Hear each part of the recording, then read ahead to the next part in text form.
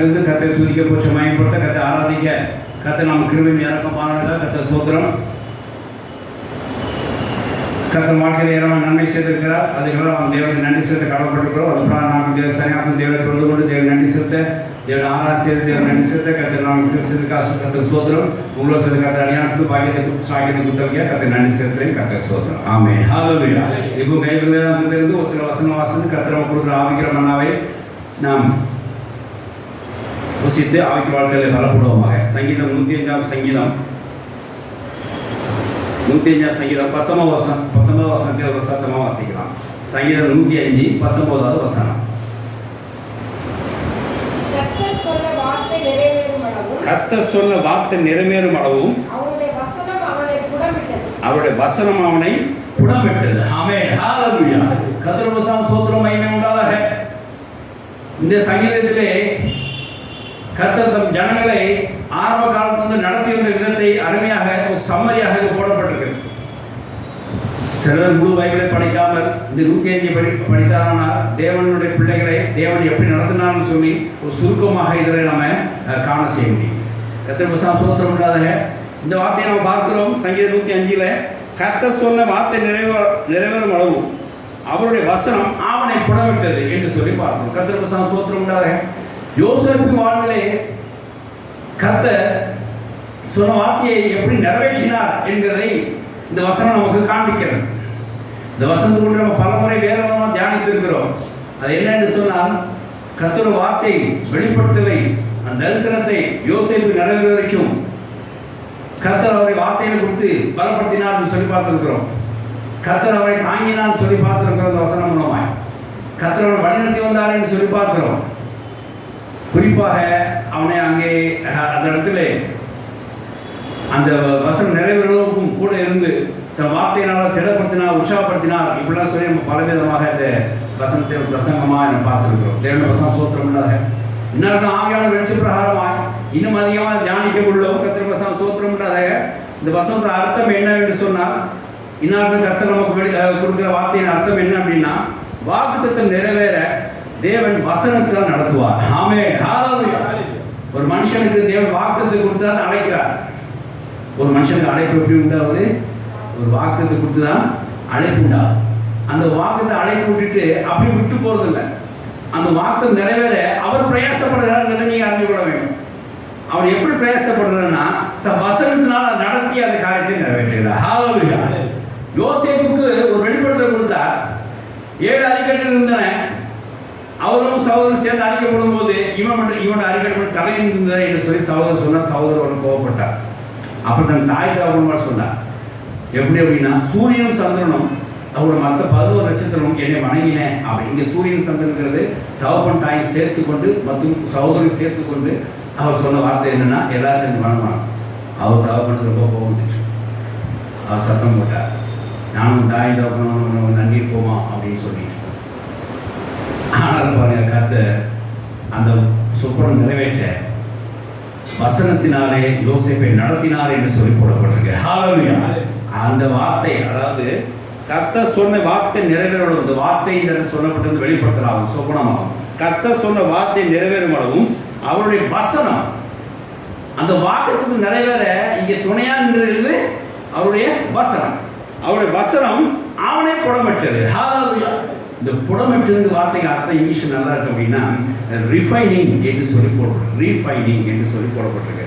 அதாவது refining process. இங்கே யோசேப்புக்கு கர்த்தருடைய வாக்கு நிறைவேற ரீஃபைனிங் ப்ராசஸாக எடுத்துக்கொள்ளப்பட்ட என்ன அப்படின்னா கர்த்தருடைய வசனம். கர்த்தரோட வசனத்தை வைத்து வைத்து வைத்து அவனை நேராக கர்த்தர் நடத்தி அந்த வாக்கு நிறைவேற செய்தார். ஹல்லேலூயா. இந்த ஆதியாகமத்தில் இந்த 38 39 பார்த்தீங்கன்னா எதை சாராம்சமாக கொண்டு நீ பைபிள் பார்த்தீங்கன்னா எதை சாராம்சம் கொண்டு யோசேப்பு வாழ்க்கை எழுதப்பட்டிருக்கு அப்படின்னா அவனை அழைச்சிட்டு வந்து எகிப்துக்கு ராஜாவாக்கி தன் குடும்பத்தை போஷித்து இருக்கிறார். அந்த முறையில் எழுதப்பட்டிருக்கு. யாக்கோபை கர்த்தர் எகிப்துக்கு அழைத்து வந்து அவனுக்கு வேண்டியெல்லாம் போஷிப்பேன். குறிப்பாக யாக்கோபோட பஞ்சகாலம் வரும்போது உன்னை எகிப்துக்கு அழைத்து வந்து போஷிப்பேன். அந்த முறையில் எழுதப்படலை. நடந்த சம்பவம் தான், ஆனால் அந்த முறையில் எழுதப்படலை. இந்த வசனத்து மூலமாக பார்க்கும்போது என்ன அப்படின்னா யோசேப்பு உயர்த்ததுக்காக தான் இங்கே இந்த வசனம் இருக்கிறது பார்க்கிறோம். யோசேப்பை உயர்த்ததுக்காக, அந்த வார்த்தை நிறைவேறதுக்காக இந்த வசனம் அவனுக்கு துணையா நின்றதுன்னு சொல்லி பார்க்கிறோம். வசனம் அவனுக்கு புடமட்டதுன்னு சொல்லி பார்க்கிறோம். அப்போ 30, 39, 42 அதிகாரம் யோசேப்பு எழுதுற நோக்கம் எல்லாமே எழுதப்பட்ட வாக்கியங்கள் எல்லாமே யோசேப்பை சார்ந்து எழுதப்பட்டதா.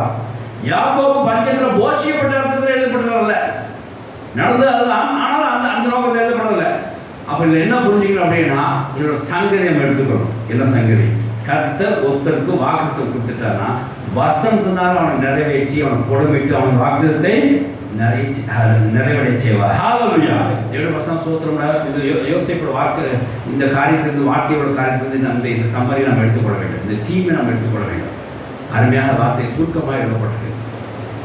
அதுக்கப்புறம் அடுத்த 2 வசனம் வாசித்து பாருங்க. உடனே அந்த வசனம் புடமிட்ட உடனே, வசனத்தினால் அவர் கர்த்தர் நடத்தி வாக்கு நிறைவேற்ற உடனே அவன் அங்கே ரிலீஸ் ஆனான். அவன் அந்த இலக்கை தொட்டு கொண்டான்னு சொல்லி பார்க்கிறோம். வாசிக்கலாம். ராஜா ஆள் அனுப்பி அவனை கட்டவிழ்க்க சொன்னார். ஜனங்களின் அதிபதி அவனை விடுதலை பண்ணினான். ஜனங்கள் அவனை விடுதலை பண்ணினான்.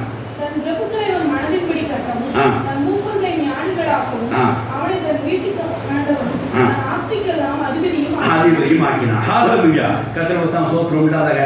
இப்போ பாருங்க, இந்த 4 வசனம் யோசேப்பு கொடுத்தா போடுங்க. 5ஆம் வசனம் அதுக்கு அடுத்த வசனம் வாசித்து பாருங்க. இப்போ யாக்கோபுக்கு போட்டுருக்கு, 1 வசனம் தான் போடப்பட்டிருக்கு. ஏன்னா இந்த சாராம்சம் யோசேப்பை அங்கே தலைவனாக்குனதும், ஆஸ்திக்கு அங்கே இன்சார்ஜ் ஆக்குனதும், அங்கே உயர்த்தப்பட்டது தான் இங்கே அந்த சாராம்சத்தை எழுதப்பட்டிருக்கு. வாசிங்க. அதுக்கு அடுத்த வசனம் வாசிங்க. வந்தான் பாருங்க. இப்போ யாக்கோபு அவங்களோட சேர்ந்து கொண்ட விதம் சாதாரணமாக போடப்பட்டிருக்கு. கர்த்தர் வசனம் ஸ்தோத்திரம் உண்டாக. இது என்ன தெரியுது பாருங்க. கர்த்தர் யோசேப்பு சொன்ன வாக்குத்தத்தை நிறைவேறதுக்கு வசனத்தினால் அவனை புடமிட்டு அந்த வாக்குத்தத்தை நிறைவேற செய்தார். ஹல்லேலூயா. நம்மளோட வாழ்க்கையில் அப்படிதான். அந்த வாக்குத்தத்தை நிறைவேறதுக்கு நமக்கு ரீஃபைனிங் ப்ராசஸ் நம்ம வாழ்க்கையில் நடக்கும்.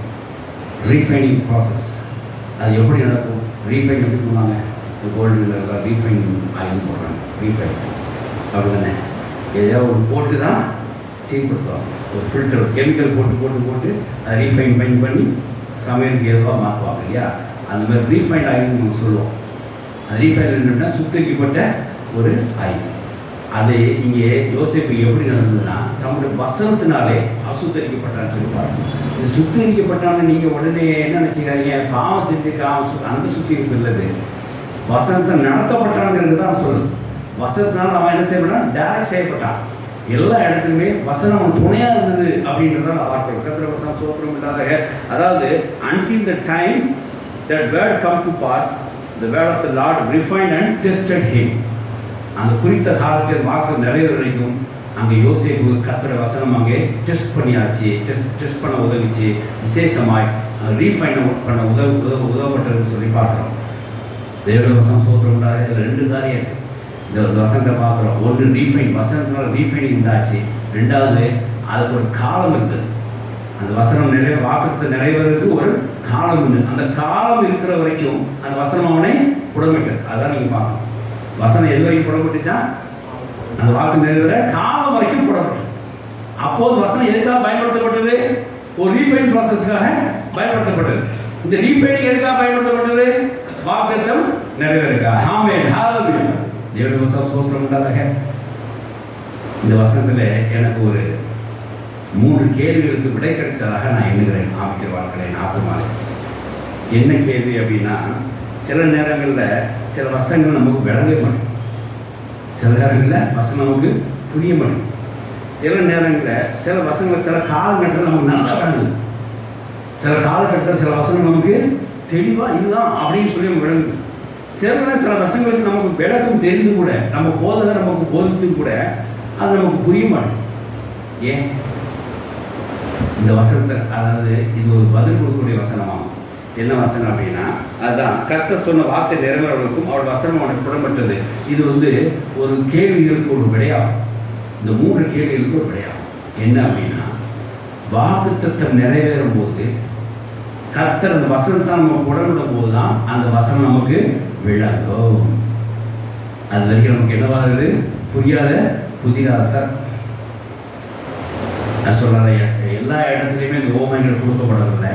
உங்களுக்கு ஓமைகள் விளக்கம் இருக்குது. சில இடங்களில் அது மறைவாக வைக்கப்பட்டு என்ன ரீசன் அப்படின்னா, வாக்குத்தத்தம் இல்லாதவர்களுக்கு அந்த ஓமைகள் மறைவாக இருக்கும். வாக்குத்தம் உள்ளவர்களுக்கு அந்த வசனத்தின் விளக்கம் கொடுக்கப்படும். யோசேப்பை பொறுத்த வரைக்கும் அந்த வார்த்தை நிறைவேறதுக்கு அவனுக்கு கர்த்தர் எல்லா வசனத்தின் விளக்கத்தை கொடுத்து அவனை திடப்படுத்தி மூவ் பண்ணினான். அப்போ பாருங்க, இந்த கேள்விக்கு விட கடிச்சிட்டு பாருங்க, 3 கேள்வி இருக்கும். ஏன் நமக்கு சில நேரங்களில் வசனங்கள் விளங்க மாட்டேங்குது? ஏன் சில நேரங்களில் நமக்கு வசனங்கள் நமக்கு விளக்கம் கொடுத்து நமக்கு புரிய மாட்டேங்கிறது? ஏன் சில நேரங்களில் வசனங்கள் நமக்கு சில காலகட்டங்கள் மட்டும் விளங்குது, மற்ற நேரங்கள் விளங்க மாட்டேங்குது? ஏன் அப்படின்னா, அந்த வாக்குத்தத்தம் நிறைவேற வரைக்கும் தான் அந்த வசனங்கள் உங்களுக்கு புரியும். அந்த வாக்குத்தத்தம் நிறைவேறதுக்காக தான் அந்த வசனங்கள் உங்களுக்கு புரியும். அந்த வாக்குத்தத்தம் நிறைவேறதுக்கான வசனங்கள் உங்களுக்கு விளக்கம் கொடுக்கப்படும். அப்போது தான் அது உங்களுக்கு புரியும். தேவன் வசனம் ஸ்தோத்திரம் உண்டாதாக. அப்போ இதுலேருந்து என்ன தெரியுது அப்படின்னா, நம்ம வாக்குத்தத்தம் நிறைவேறதுக்காக கர்த்தர் நடத்தி கொண்டு போகும்போது அதுக்கு இணையான வசனங்களை கர்த்தர் என்ன செய்கிறார்? புரிய வைக்கிறார். ஹல்லேலூயா. ஒரு வாக்குத்தத்தம் நிறைவேறதுக்கு தேவன் நம்ம நடத்தி கொண்டு போய் கொண்டிருக்கிறார்னா அதுக்கு ஒரு வசனம் நம்மளை புலப்படத்தக்கதாய் சில வசனங்கள் விளக்கம் கொடுத்து அவர் அதை என்ன செய்கிறார்? வாக்குத்தத்தை நிறைவேற்றுறார். அந்த சூழ்நிலை, அந்த காலகட்டங்களில் தான் நமக்கு அந்த வசனங்கள் புரியுது. அப்போ சில காலங்கள் வசனம் நமக்கு புரியுது அப்படின்னா நமக்கு சந்தோஷப்படுங்க. கர்த்தர் வாக்குத்த நேரம் நம்மளை நடத்தி கொண்டு போகிறார். அதனால இந்த வசனங்கள் நமக்கு என்ன செய்யுது? புரியுது அப்படின்றத நம்ம அறிந்து கொள்கிறோம். தேவனுடைய வசனம் ஸ்தோத்திரம் உண்டாதாக. ஆகையினாலே இந்த வசனங்கள்லாம் இந்த கேள்விகளுக்கு நமக்கு ஒரு விடை தருகிறது சொல்லி பார்க்கிறோம். தேவனுடைய வசனம் ஸ்தோத்திரம் உண்டாதாக. அதாவது தேவன் வாக்குத்தத்தை நேராக நம்ம நடத்தும் போது தான் அந்தந்த வசனக்குரிய அர்த்தம் நமக்கு விளங்கத்தக்கதாய் அவர் நமக்கு தெரியப்படுத்துகிறாருங்கிறதை நம்ம உணர்ந்து கொள்ள முடியுது. கர்த்தர் வசனம் ஸ்தோத்திரம் உண்டாதாக. அந்தந்த வசனத்துக்குரிய அர்த்தம் அந்த வாக்குத்தத்தை நிறைவேறும் போது தான் புரியும் அப்படின்றத நீங்கள் எடுத்துக்கொள்ளலாம். ஏன் எனக்கு இந்த வசன அர்த்தம் தெரிய மாட்டேங்கன்னா, ஒரு வசனத்தை வேறு மாதிரி எடுத்துக்கொள்ளுறாங்க. ஆனால் உண்மையிலே இந்த வசனங்கள் அர்த்தம் எல்லாம் வாக்குத்து நிறைவேறக்கூடிய ஒன்றியதாக தான் இருக்கும். வாக்குத்தை கர்த்தர் கொடுத்துருக்காரு அப்படின்னா அந்த வசனங்களை நீங்கள் என்ன செய்யணும்? தியானம் பண்ணி அதை நம்ம எடுத்துக்கொள்ள வேண்டும். அந்த வசனங்களை நம்ம வேதாமத்திலிருந்து நம்ம என்ன செய்யணும்? காண்பிக்கக்கூடிய ஆவியானதை வேண்டு செய்ய வேண்டும். அந்த வார்த்தை நிறைவேறக்கூடிய துணை வசனங்கள் என்ன, அதுக்கு சப்போர்ட்டிங் வேர்ஸ் என்ன, அந்த ரீஃபைன் பண்ணுறக்கூடிய வசனம் என்ன, அதை தான் நம்ம என்ன செய்யணும்? வேதாமத்தை நம்ம தேடணும். கர்த்தர் வசனம் ஸ்தோத்திரம் உண்டாத. வாக்குத்தத்தை நேராக நடக்கக்கூடிய வசனங்களை நாம் என்ன செய்யணும்? ஆராய்ச்சி பண்ண வேண்டும். வாக்குத்த நேரம் நடக்கக்கூடிய வசனங்கள் தான் நமக்கு புரியும். தேவனுடைய வசனம் ஸ்தோத்திரம் உண்டாதாக. ஆகையினாலே நீங்கள் அந்த வாக்குத்தத்தை விசுவாசிக்க விட்டால் அந்த வசனத்தின் வெளிச்சம் உங்களுக்கு தெரியாது. ஒரு வாக்குத்தத்தை நீங்கள் என்ன செய்யணும்? விசுவாசிக்கணும், நம்பணும். அப்போ தான் அதுக்குரிய வசனமும் உங்களுக்கு என்ன செய்யும்? விளக்கம் தெரியும். நீங்கள் வாக்குத்தத்தையே நம்பலையே, அப்போ அதுக்கூட துணை வசனங்கள் உங்களுக்கு எப்படி விளக்கம் உங்களுக்கு தெரியும்? விளங்காது. சிலதும் வசனம் விளங்க ரீசனே அந்த வாக்குத்தத்தை நம்ம சிலத்தை செய்வோம், அசட்டை பண்ணியிருப்போம். அந்த வாக்குத்தத்தை நம்ம கண்டுக்க மாட்டோம், சிலத்தை இக்னோர் பண்ணி விட்டுறோம். அப்போ அதுக்குரிய வசனத்தை கற்று காமித்தாலும் கூட உங்களுக்கு புரியாது. அதுக்குரிய வசனத்தை போதகர் விளக்கம் கொடுத்தா கூட உங்களுக்கு புரியாது. ஏன்னா அங்கே தலைப்பாக இருக்கக்கூடிய அந்த வாக்குத்தத்தை நீங்கள் என்ன செஞ்சீங்க? நீங்கள் ஒமிட் பண்ணிட்டீங்க. அப்போ அதோட நோட்ஸ் எப்படி புரியும்? இல்லையா? இந்த சப்ஜெக்டே வேண்டாம்னா அந்த சப்ஜெக்ட் உள்ள பாடங்கள் எப்படி புரியும்? புரியாது. 7 வருஷம் சோத்திரம் சனத்தில் உங்களுக்கு புரியாத ரீசன் இதுதான். வாக்குத்தத்தம் நினைவு இல்லை, அதனால் அதுவும் உங்களுக்கு புரியலை. தேவனுடைய வசனம் சோத்திரம் உண்டாதாக. அப்போ நீங்கள் வாக்குத்தத்தை விசுவாசித்தால் அதுக்குரிய வசனங்களும் நமக்கு விளங்கும், அந்த வசனத்துக்குரிய வெளிச்சம் நமக்கு தெரியும். அது வரைக்கும் அந்த சில வசனத்து விளக்கம்லாம் நமக்கு புரியாது. நான் பிரகாணமாக இருக்கிறோம், போகிறோம், எல்லாம் சொல்லிக்கிறோம், எல்லாம் எடுத்துக்கிறோம். இந்த கடன் பிரச்சனைக்குள்ளே வரும்போது தான் அந்த வார்த்தை நிறைவேறும் போது தான் எனக்கு சில அதுக்கு ஏற்ற வசனங்கள் எனக்கு புரிஞ்சுது. அந்த வசனத்தை நான் பலருக்கும் படிச்சிருக்கேன். நான் சாட்சியாக சொல்கிறேன், பலருக்கும் படிச்சிருக்கேன். ஆனால் அந்த வசனம் அர்த்தம் எனக்கு புரியல. வாக்குத்தத்தை நிறைவேற வர ஒரு காலம் வரும்போது தான் அந்த வசனம் விளக்கம் எனக்கு புரிஞ்சுது. கர்த்தர் வசனம் ஸ்தோத்திரம் இல்லாதாக. அதனால நாம் இந்த வாக்குத்தத்தத்தை நம் வாழ்க்கையை நிறவும் போது அந்த வசனங்கள் கொடுக்கப்பட்ட வசனங்கள் அதுக்கான விளக்கங்கள் கொடுக்கப்பட்டு நம்மளை நடத்துகிறது என்பது இதிலிருந்து நம்ம அறிகிறோம். கர்த்தர் வசனம் ஸ்தோத்திரம் இல்லாதாக. அப்போ அந்தந்த நேரத்தில் வாக்குத்தத்தை நிறைவேறக்கூடிய நேரத்தில் அந்தந்த வசனம் நம்ம விளக்கம் நமக்கு கொடுக்கப்படுது. வாக்குத்தத்தை மறந்தீங்கன்னா அந்த வசனம் விளக்கம் உங்களுக்கு புரியாது. வாக்குத்தத்திலே நினைவு கொண்டு இருந்தீங்க அப்படின்னா, அதுக்கு பசிதாகமாக இருந்தீங்கன்னா அதுக்கு வசனங்களுக்கு கொடுக்கப்படும். அந்த வசனங்கள் எப்படி உங்களுக்கு கொடுக்கப்படும்னா நீங்கள் ஆவியான உணர்வு தேடணும். ஏன்னா அந்த வசனம் எங்கே இருக்குது? வேதாந்தம் எப்படி இருக்குது? அங்கொன்றும் இங்கே ஒன்று இருக்குது. ஆவியான வெளிச்சம் மூலமாக நீங்கள் என்ன செய்யுங்க?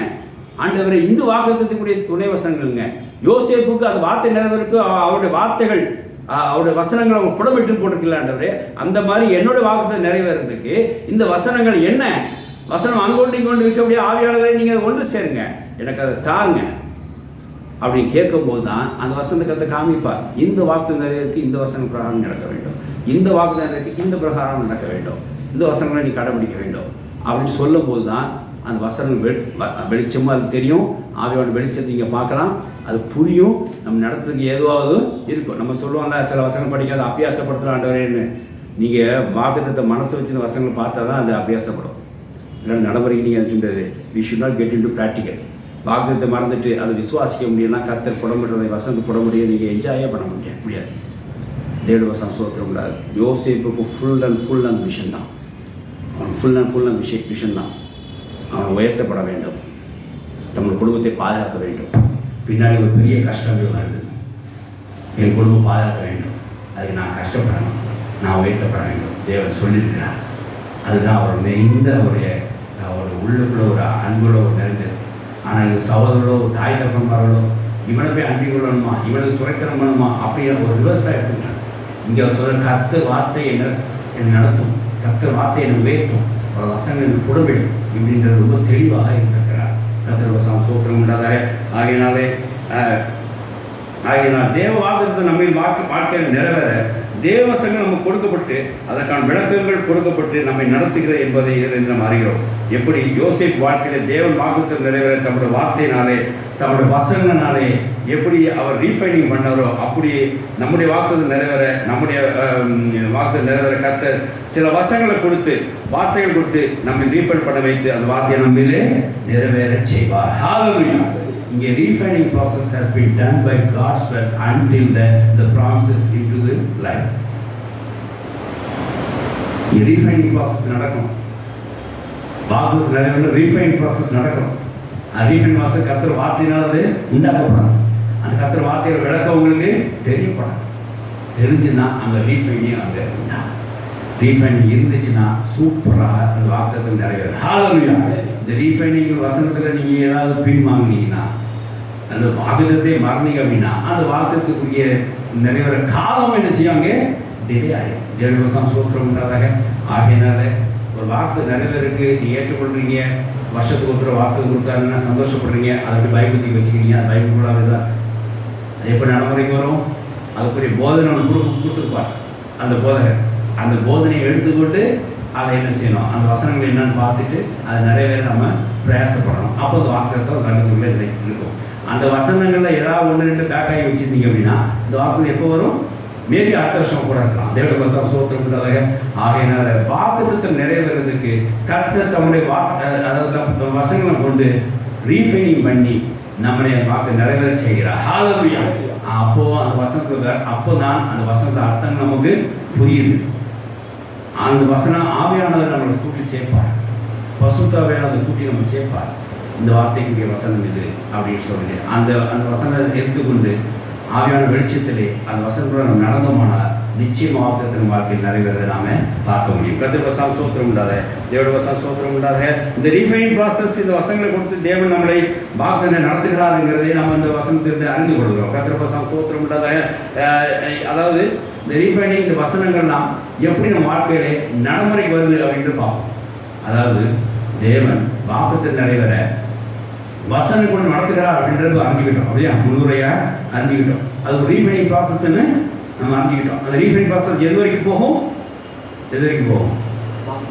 அந்த காலம் நிறைவரைக்கும், அதாவது அந்த காட்ஸ் டைமிங் வரைக்கும் அது போகும். சரி, இந்த ரீஃபைனிங் ப்ராசஸ் இந்த வசனம் கொண்டு புடமிடுதல் எப்படி நடக்கும், நம்ம வாழ்க்கையை எப்படி வெளிப்படுத்துகிறது அப்படின்னா 3 விதமாக வெளிப்படுத்துகிறது. தேவனுடைய வாக்குத்தத்தம் நிறைவேற ரீஃபைனிங் ப்ராசஸாக வசனங்கள் நம்ம நடத்துகிறது என்று சொல்லி பார்க்கிறோம். அந்த வசனங்கள் நமக்கு 3 விதமாக வெளிப்படுகிறது. அந்த 3 விதமான என்ன அப்படின்னா, ஃபர்ஸ்ட் பாயிண்ட் பாருங்க. அதாவது சங்கீதம் 32ஆம் அதிகாரம் 8ல் ஃபர்ஸ்ட் செகண்ட் தேர்டு 3 அதில் இருக்கு. தெரிஞ்ச வசனம்னா ஃபர்ஸ்ட் செகண்ட் தேர்டு 3மே அதில் இருக்கு. தேவனுடைய வாக்குத்தத்தம் நிறைவேற தேவனுடைய வசனங்கள் நம்முடைய குடும்படியாக 3 விதத்திலே வெளிப்படுகிறது.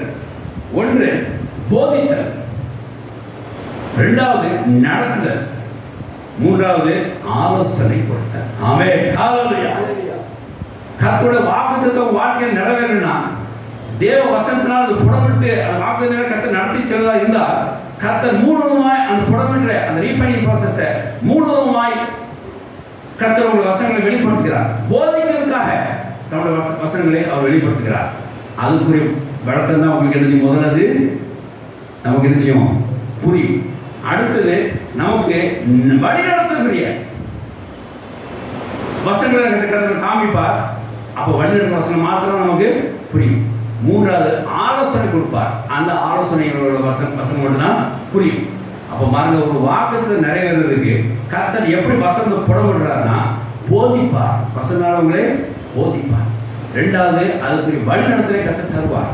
மூன்றாவது அதுக்கு ஆலோசனையும் கர்த்தர் தருவார். இந்த மூன்று விதமான காரியங்களிலே தேவட வசனங்கள் வெளிப்பட்டு புடமிடுறதுனால வாக்குத்தை நிறைவேறவே கொண்டு விடுது. ஹalleluya. வாக்குத்தை நிறைவேறணும். இந்த மூணு காரணம் ஏதாவது ஒன்று அல்லப்பட்டீங்க அசட்டை பண்ணீங்க அப்படின்னா வாக்குத்தை இல்லை. சிலர் போதிக்க போடுவாங்க, ஆலயத்துக்கு போதிக்க போடுவாங்க, ஆலோசனை கேட்க மாட்டாங்க. நிச்சயமாக கேட்க மாட்டாங்க. ஏன்னா ஆலோசனை எங்கே கேட்கணும் பின்னாடி பார்க்க வரோம். அதை பார்த்தோம்னா புரியும். சிலர் என்ன செய்வாங்க, நல்லா போதிக்க போடுவாங்க, வழி நடத்துறதுக்கு ஒப்பே போட மாட்டாங்க.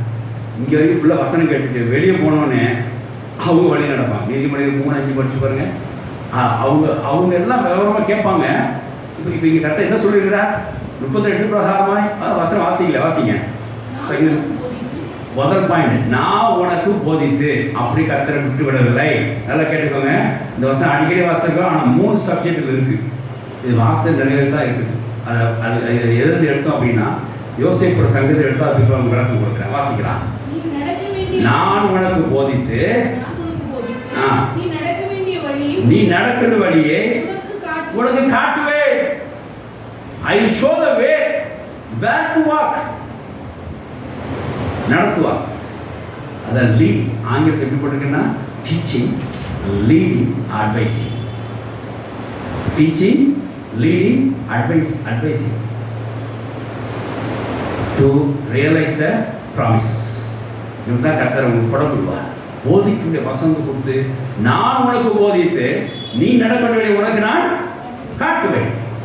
இங்கே போதித்ததும் வழி நடத்தலும் உண்டாய். அடுத்த வசனம் ரொம்ப முக்கியம். உண்மையில் என் கண்ணை வைத்து, ரொம்ப முக்கியம். உண்மையில் என் கண்ணை வைத்து உனக்கு ஆலோசனை சொல்ல. I will advise you. Hallelujah. தேவனுடைய சந்தோஷம் உண்டாக. இந்த 3 காரியங்களும் வார்த்தை நிறைவேறதுக்கு தேவவசனம் புடமிட்டு அந்த காரியம் நடக்கும். இந்த 3 இல்லைன்னா வார்த்தை நிறைய இது இந்த இது புரோட்டோக்கால் மாதிரி மனசு வச்சுக்கோங்க. தேவன் வார்த்தை நிறைவேறது புரோட்டோக்கால் கடைபிடிப்பாரோ அப்படின்னு நினச்சிக்கோங்க. நினச்சிக்கிட்டு எந்தெந்த வாக்கு திட்டம் எந்தெந்த பசுவான்கள் எப்படி நிறைவேற்றாங்க இந்த 3 இல்லாமல் என்ன செய்கிறாங்க நடைபெறுகிறார். ஆலோசனை கொடுக்கப்படுது, போதிக்கப்படுகிறார், நடத்தப்படுகிறார். ஹalleluya. இப்படி தான் அந்த வாக்குத்தத்தம் நிறைவேறும். தேவவசனம் சோத்திரம் உண்டாதாக. அதாவது தேவவசனம் நம்ம வாக்குத்தத்தம் நிறைவேறதுக்கு 3 விதமான காரியத்துக்காக வெளிப்படுது. கர்த்தர் சோத்திரம் உண்டாதாக. இங்கே போதித்தல், நடத்துதல், ஆலோசனை கொடுத்தல். இப்படியாக கர்த்தர் வசனம் நமக்கு வாக்கு நிறைவேறதுக்கு புடமிடுகிறதை நாம் பார்க்கிறோம். இப்போ என்ன செய்யணும்? ஆவியானவரை கேட்கணும். ஆண்டவரே, வாக்குத்தத்தம் நிறைவேறதுக்கு நீங்கள் போதிக்கிறீர், வழி நடத்துகிறீர், ஆலோசனை சொல்கிறீர் என்று சொல்லி நாங்கள் கேள்விப்பட்டோம். இந்த பிரகாரமாக இந்த வார்த்தைக்கு நாங்கள் என்ன செய்ய வேண்டும்? என்ன எங்களுக்கு என்ன போதிக்கிற வசனம் என்ன? இதுக்கு ஆலோசனை கொடுக்குற வசனம் என்ன? இதுக்கு வழி நடத்துகிற வசனம் என்ன? எல்லாமே வசனம் தான். எல்லாம் வசனம் தான். மேபி போதித்த 4 வசனம் இருக்கலாம், நடத்துறதுக்கு 2 வசனம் இருக்கலாம், ஆலோசனை 1 வசனம் கூட இருக்கலாம். ஆனால் எப்படி அந்த வசனத்தை நீங்கள் நினைச்சணும் கடைப்பிடிச்சாக்கா ப்ராமிஸ் கையில். ஹalleluya. யோசேப்பு அதான் பார்க்கணும். அதாவது யோசேப்புக்கு அந்த புடமிடல் எப்போ நின்று போச்சு நான் சொல்லலை. அதை பற்றி வேதாந்தம் பேசப்படலைன்னா என்ன அர்த்தம்? அவன் தலைவனானவனே அதிபதியானவனே ஸ்டாப் பண்ணப்பட்டது. ஹalleluya. ஸ்டாப் பண்ணு நான் சொல்லலைங்க, பகிரமாக சொல்லலை. வேதாந்தம் அது வரைக்கும் எழுதப்பட்டு பார்க்குறோம். ஆனால் அதுக்கப்புறம் கர்த்தர் நடத்தியிருக்கிறார், பிள்ளைகள் பெற வச்சிருக்கிறார், சந்தோஷமாக வச்சிருக்கிறார். அவன் சொல்ல பிரகாரமாக எய்த்தில் அடக்கம் பண்ணாமல் எல்லா காரியத்தையும் கர்த்தர் அவன் வேண்டிய மாதிரி செஞ்சு கொடுத்துருக்கார். அது வேறு விஷயம். கர்த்தர் நடத்தியிருக்கிறார். ஆனால் இங்கே கொடுக்கூட சாப்ஜெக்ட் அதான். அது வசனம் நிறைவேறவும் கர்த்தர் வார்த்தை அவன் என்ன செய்யுது? புடமிட்டது. அவன் எல்லாத்துக்கும் அதிபதியானான். ஆஸ்திக்கெல்லாம் அவன் தலைவராக்கினான். தேவனுடைய வசனம் ஸ்தோத்திரம் உண்டாதாக. இங்கே பாருங்கள், இந்த 3 காரியத்தையும் நம்ம இங்கே பார்க்குறோம். இந்த 3ம் யோசேப்பு வாழ்க்கை நடந்தது. அதுலேருந்து எடுத்து தான் வசனம் பாருங்கள். அந்த எவ்வளோ காசுக்கு அவன் விட்டு போட்டார் நடத்துறதுக்கு இல்லையா? அவன் எங்கே போன டார்கெட் நிறைய அனுப்பிச்சவன். அந்த காலத்தில் பாருங்கள், வரி எதுவும் கிடையாது. தேவன் நடத்துகிற தான். அதாவது ஸ்ட்ரெயிட்டாகவே அந்த அந்த இயற்கை வேதைக்கு அப்புறம் ஆதி அந்த தோட்டத்துக்குள்ளே வந்து எல்லாமே இயற்கை வேதம். அதுக்கப்புறம்லாம் கர்த்தர் சொல்லலாம் நடத்தப்பட்டது. கர்த்தர் சொல்றது எல்லாமே வேதம் தான். மனிதனுக்கு தேவன் பேசுறது எல்லாமே என்னதான் இருக்கும்? வேதம் தான். அப்படியே யோசிப்புக்கு தேவன் காண்பித்த எல்லா காரியமும் அவனுக்கு வேதம் தான். இந்த சொப்பனத்திலே அவன் நடத்துகிறேன்னு சொன்னால் அவனை ஒப்பு கொடுக்குறான். ஆனால் அவனுக்கு பயம் இல்லை. குழியில் போட்டால் கூட அவனை மறுபடியும் எடுத்து எங்கே விற்றார்கள்? அந்த இஸ்ரவேலுக்கு விற்றார்கள். இப்போ நேராக வழிநடத்த உண்டாயிடுச்சு. அடுத்தது பாருங்க, அவன் அந்த போத்திபார் மனைவி கூட அவன் சரசம் கொண்டு அழைத்த போது இவன் தப்பி ஓடினான்னு சொல்லி பார்க்குறோம். அது ஒரு வசனம் மட்டும் வாசிக்கிறேன். ஆதியாகமம் 39:9 வாசிங்க.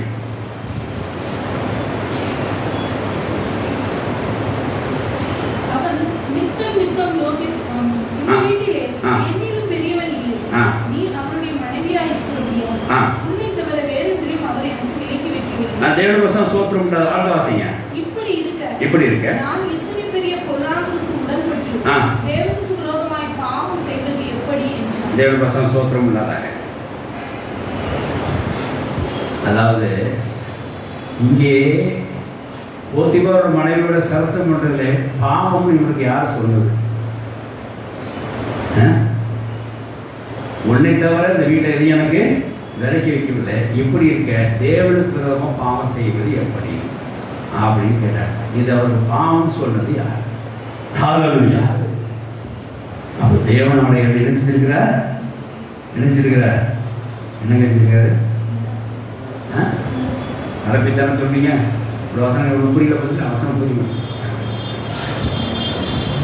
அவன் தேவனுக்கு விரோதமாக பாவம் செய்வது எப்படின்னு சொன்னால் பாவம்னே சொன்னது. நான் ஏற்கனவே ஒரு போல செய்ய சொன்னேன். பாவம் வந்து அந்த ஞாயிற்றுக்கிழமை முன்னாடி பாவங்கிற வார்த்தையை இல்லை. சிஸ்டர் ஒரு வசனம் இவள் 5 வசனம் எழுதி காமிச்சார். இந்த 5 வசனம் எப்படி இருக்குது அப்படின்னா இந்த மாதிரி தான். எச்சரிப்பு விஷயத்தில் பாவம் என்று போடப்பட்டிருக்கு தவிர இந்த பாவம் செஞ்சுட்டான் டிக்ளேர் பண்ணலை. அப்படிதானே? லோத்தும் அவர் பிள்ளைகளும் அப்படி இருந்தாலும் சொல்லி போடல. அது பாவம் நம்ம போடலை. நோவா மதுக்கு இருந்து வெறித்து கிடந்தார்கள், நிர்வாணமாக இருந்தால் அது எனக்கு பாவம்லாம் போடலை. அதாவது எப்படி போட்டுக்கிட்டேன்? ஞாயிற்றுக்கிழமை நான் சொல்கிற காரியம் என்னென்னா, அன்றைக்கி நான் சொல்கிற காரியம்னா அப்போ விவாதம் விளக்கம் விட்டேன். 5 வருஷம் பாவம் போடலையா அப்படின்னா பாவம்னு போடலையா? பாவம் அதாவது அமலேக்கு சொல்கிறார், நீ இந்த மாதிரி மனைவிட்டு விட்டா நீ பாவத்துக்கு எச்சரிக்கை போடுவேன்னு சொல்கிறார். எச்சரிப்பு மட்டும்தான் நடந்தது, பாவம் நாங்கள் டிக்ளேர் பண்ண. அந்த காலத்தில் என்ன நடந்தது அப்படின்னா பொல்லாங்கு தீமை செய்து தான் பாவம் என்னப்பட்டது. ஹல்லேலூயா. நியாயப்பிரமாணத்து வரைக்கும் பாவம் எதை சொல்லப்பட்டதுன்னா பொல்லாங்கும் தீமை. அதுதான் அதாவது தேவன் என்ன சொன்னார் பாருங்க, நன்மையும் தீமை அறிந்தவனாக இருக்கிறான், இனியும் கூட நம்மளை வச்சுக்கூடாது. பாவம் செய்யவன் பழகிட்டான், இனி வச்சுக்கூடாது அப்படின்றதான். அப்போது 4ஆம் அதிகாரத்திலே உடனே அந்த தீமையை செஞ்சான். நீ நன்மை செய்த என்ன செஞ்சா என்ன அப்படின்னு கேட்குறார். யார்கிட்ட? காயின்னு கேட்குறார். அப்போ நடந்தது என்ன அப்படின்னா நன்மை தீமை தான் அங்கே இருக்குது. பாவம்ன்ற டேரக்டாக டிக்ளரேஷன் கிடையாது. நியாயப்பிரமாணம் வந்ததுக்கு அப்புறம் தான் ஏவாளை வஞ்சித்து பாவம் பண்ண வைத்தான்னு சொல்லி அப்போஸ்தலர் பவுல் எப்போ சொல்கிறாரு, புதிய ஏற்பாடு சொல்கிறாரு அப்படின்னா அந்த நேரத்தில் பாவம் ஏவாள் பாவம் செஞ்சான்னு போடலை. ஏவாள் அங்கே பாவம் செஞ்சானே இல்லை. ஆனால் புதிய ஏற்பாடு பாவம் செஞ்சால் தான் இருக்குது. ஒருத்தர் கீழ்ப்படியான பாவம் செஞ்சான்னு இருக்குது, அது புதிய ஏற்பாடாக இருக்குது. அப்போ எப்போ தெரியும் பாவம் தெரிஞ்சது? ஞாபகம் வந்ததுக்கு அப்புறம் தெரியுது. கர்த்தர் சோத்திரம் உண்டாங்க. அதனால் அந்த காலத்தில் என்ன நடந்தது அப்படின்னா ஒரு தவறு, தேவனுக்கு மீறப்பட்ட தவற தீங்கும் பொல்லாங்கும் என்று சொல்லப்பட்டது. பிற்பாடு ஞாபகம் வரிவேதம் வந்ததுக்கு அப்புறம் தான் அது பாவம் என்று சொல்லி டிக்ளேர். அதுதான் நீ சொல்ல வந்தேன். அது 5 இடத்துல அவர் விமல் எழுதி காமிச்சார். 5 இடத்துல பாவங்கிறது எச்சரிக்கப்பட்டதாக சொல்லி கர்த்தர் சோத்திரம். சரி, இப்போ அது வேற சப்ஜெக்ட். இப்போ விஷயத்துக்கு வருவோம். இப்போ அந்த வசனம் இந்த வீட்டிலே அவசியம் வரையும்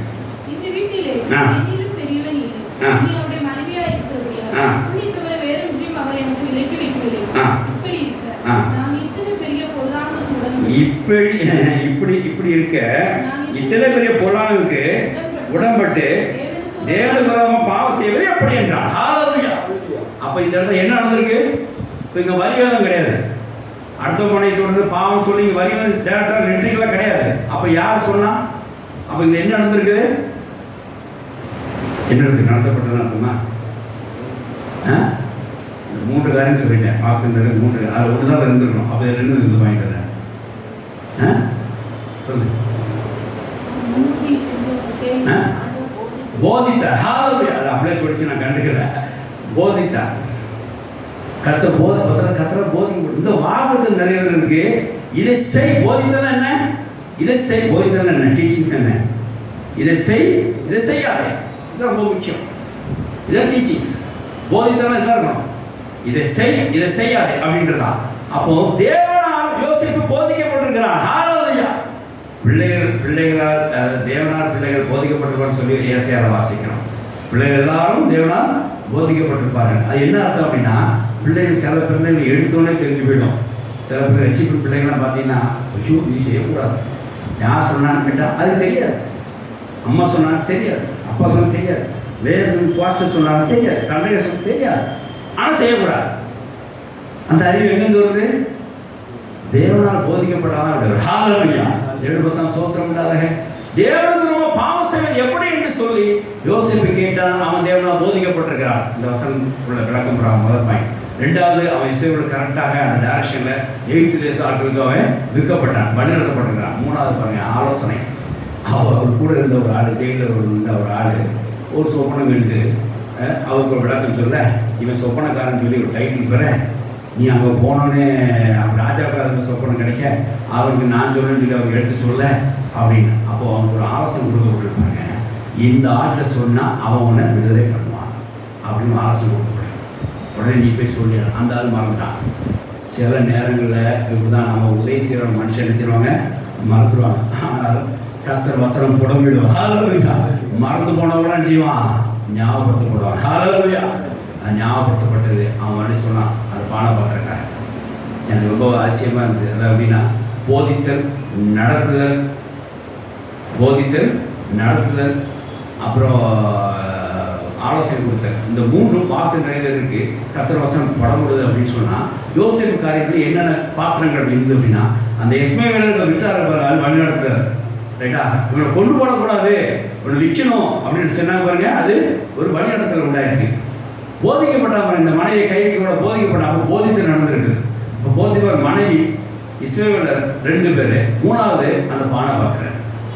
இவருக்கு ஆலோசனை, இவங்க மூலமாக ஆலோசனை கொடுக்கப்பட்ட இவர் ஆலோசனை கொடுக்குறாங்க. எப்படின்னா, அங்கே ஒருத்தர் இருக்கிறாரு, நீ மட்டுமே சொல்லு, இவன் போய் அங்கே போய் சொல்லுவான்னு சொல்லி கர்த்தர் ஆலோசனை கொடுத்துருக்காரு. எனக்கு யோசிப்பு, நீ மட்டும் சொல்லி இவன் அங்கே போய் சொல்லுவான், அவன் நாளைக்கு ரிலீஸ் ஆக போகிறான், அவன் போய் சொல்லுவான் ராஜாவை, நீ அந்த சொப்பனத்துக்கு விளக்கம் சொல்லி நீ விடுதலை வாங்கிக்கோ அப்படின்னு சொல்லி நான் உயர்த்துவேன் என்று சொல்லி கர்த்தர் சொல்லியிருக்கிற ஒரு ஆலோசனையை இவர் ஃபாலோ பண்ணுறார். அவர் இந்த பானபாத்திரனே என் கூட சேர்ந்து கைதி என்ன இவன் சொல்லி வேணா நம்ம கிடைக்க போகிறாரு அப்படின்னு நினச்சிருந்தானா விட்டுருமா? அவர் ஆலோசனை கேட்கறது தயங்குறார். உடனே செய்கிறார். அவர் சொல்ல, ஐயா நீ வெளியே போகும்போது நான் அப்படி சொப்பனத்து விளக்கம் சொல்லுங்கிற ஒரு ஆலோசனையும் அவர் சொல்லியிருக்காங்க. அவர் போனார், அவருக்கு பிரச்சனை வந்துச்சு, அவர் சொன்னார், ஆலோசனை கொடுத்தாரு. அங்கே பார்வனவனை உயர்த்தினான். ஹalleluya. அவ்வளோதான் அந்த ஆலோசனை. இந்த 3 காரியங்களும் யோசேப்பு வாழ்க்கையில் இப்படி வசனங்கள் புடமிட்டார். ஆனால் என்ன வசனங்கள்ங்கிறது நமக்கு பிற்பாடு வசனம் படிக்கும்போது தான் எனக்கு புரியுது தவிர, அப்போ பரிவேதம் கிடையாதுனால அவருக்கு நேரடியாக அது செய்யப்பட்டிருக்கு. கர்த்தர் ஸ்தோத்திரம் உண்டாக. ஆகையால் போதித்தல், நடத்துதல் மற்றும் ஆலோசனை கொடுத்தல் வசனம் நிறைவேறுவதற்காக ஏற்படக்கூடிய வசனங்கள் நம்ம புடப்படுகிறதுன்னு சொல்லி பார்க்கணும். கர்த்தர் ஸ்தோத்திரம் உண்டாக. அதனால இந்த காரியங்கள் அங்கேயும் இங்கேயும் வேதாந்தத்தில் இருக்கோ, பசுத்தமான வெளிச்சத்தோடு இதை நாம் என்ன செய்ய வேண்டும்? பார்த்து கற்றுக்கொள்ள வேண்டும். இப்போ பாருங்க, ஃபர்ஸ்ட் பாயிண்ட் ஒரு விளக்கம் வரும், வேகமாக சொல்லிட்டேன். போதித்தல் எப்படி நடக்கிறது? ஒரு வசனம் வச்சுக்கோங்க. போதித்தல் எப்படி நடக்குது என்று சொன்னால், தேவனுடைய கட்டளை.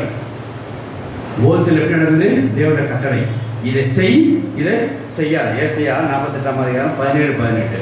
அவர் நான் உனக்கு போதித்து நடத்துவேன்னு தான் கர்த்தர் சொல்லுறார். நான் உனக்கு போதிக்கிறேன், எது சரி செய்ய ஏற்ற கேளு, நான் சொல்றேன். எல்லாத்தையும் போய் இதை செய்யலாமா செய்யப்படாதா? தேவன்கிட்ட கேட்டியா? தாவீது எனக்கு விஷயம் ரொம்ப பிடிக்கும்.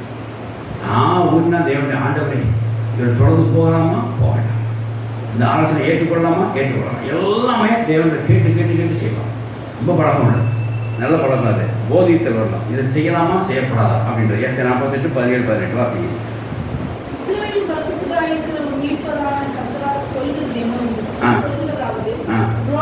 இருக்கிறதை உனக்கு போதிப்பேன்.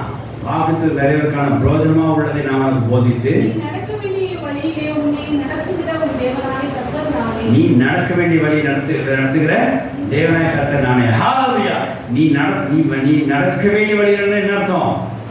அங்க ஒரு டார்கெட் கர்த்தர் வைத்திருக்கிறார். அதுதான் வாக்குத்தத்தம். அதிலே பிரயோஜனமானவர்களை உனக்கு என்ன செய்ய உனக்கு போதிப்பேன். என்ன பிரயோஜனம்? அதை போய் பெற்றுக்கொள்வதற்கான பிரயோஜனம்.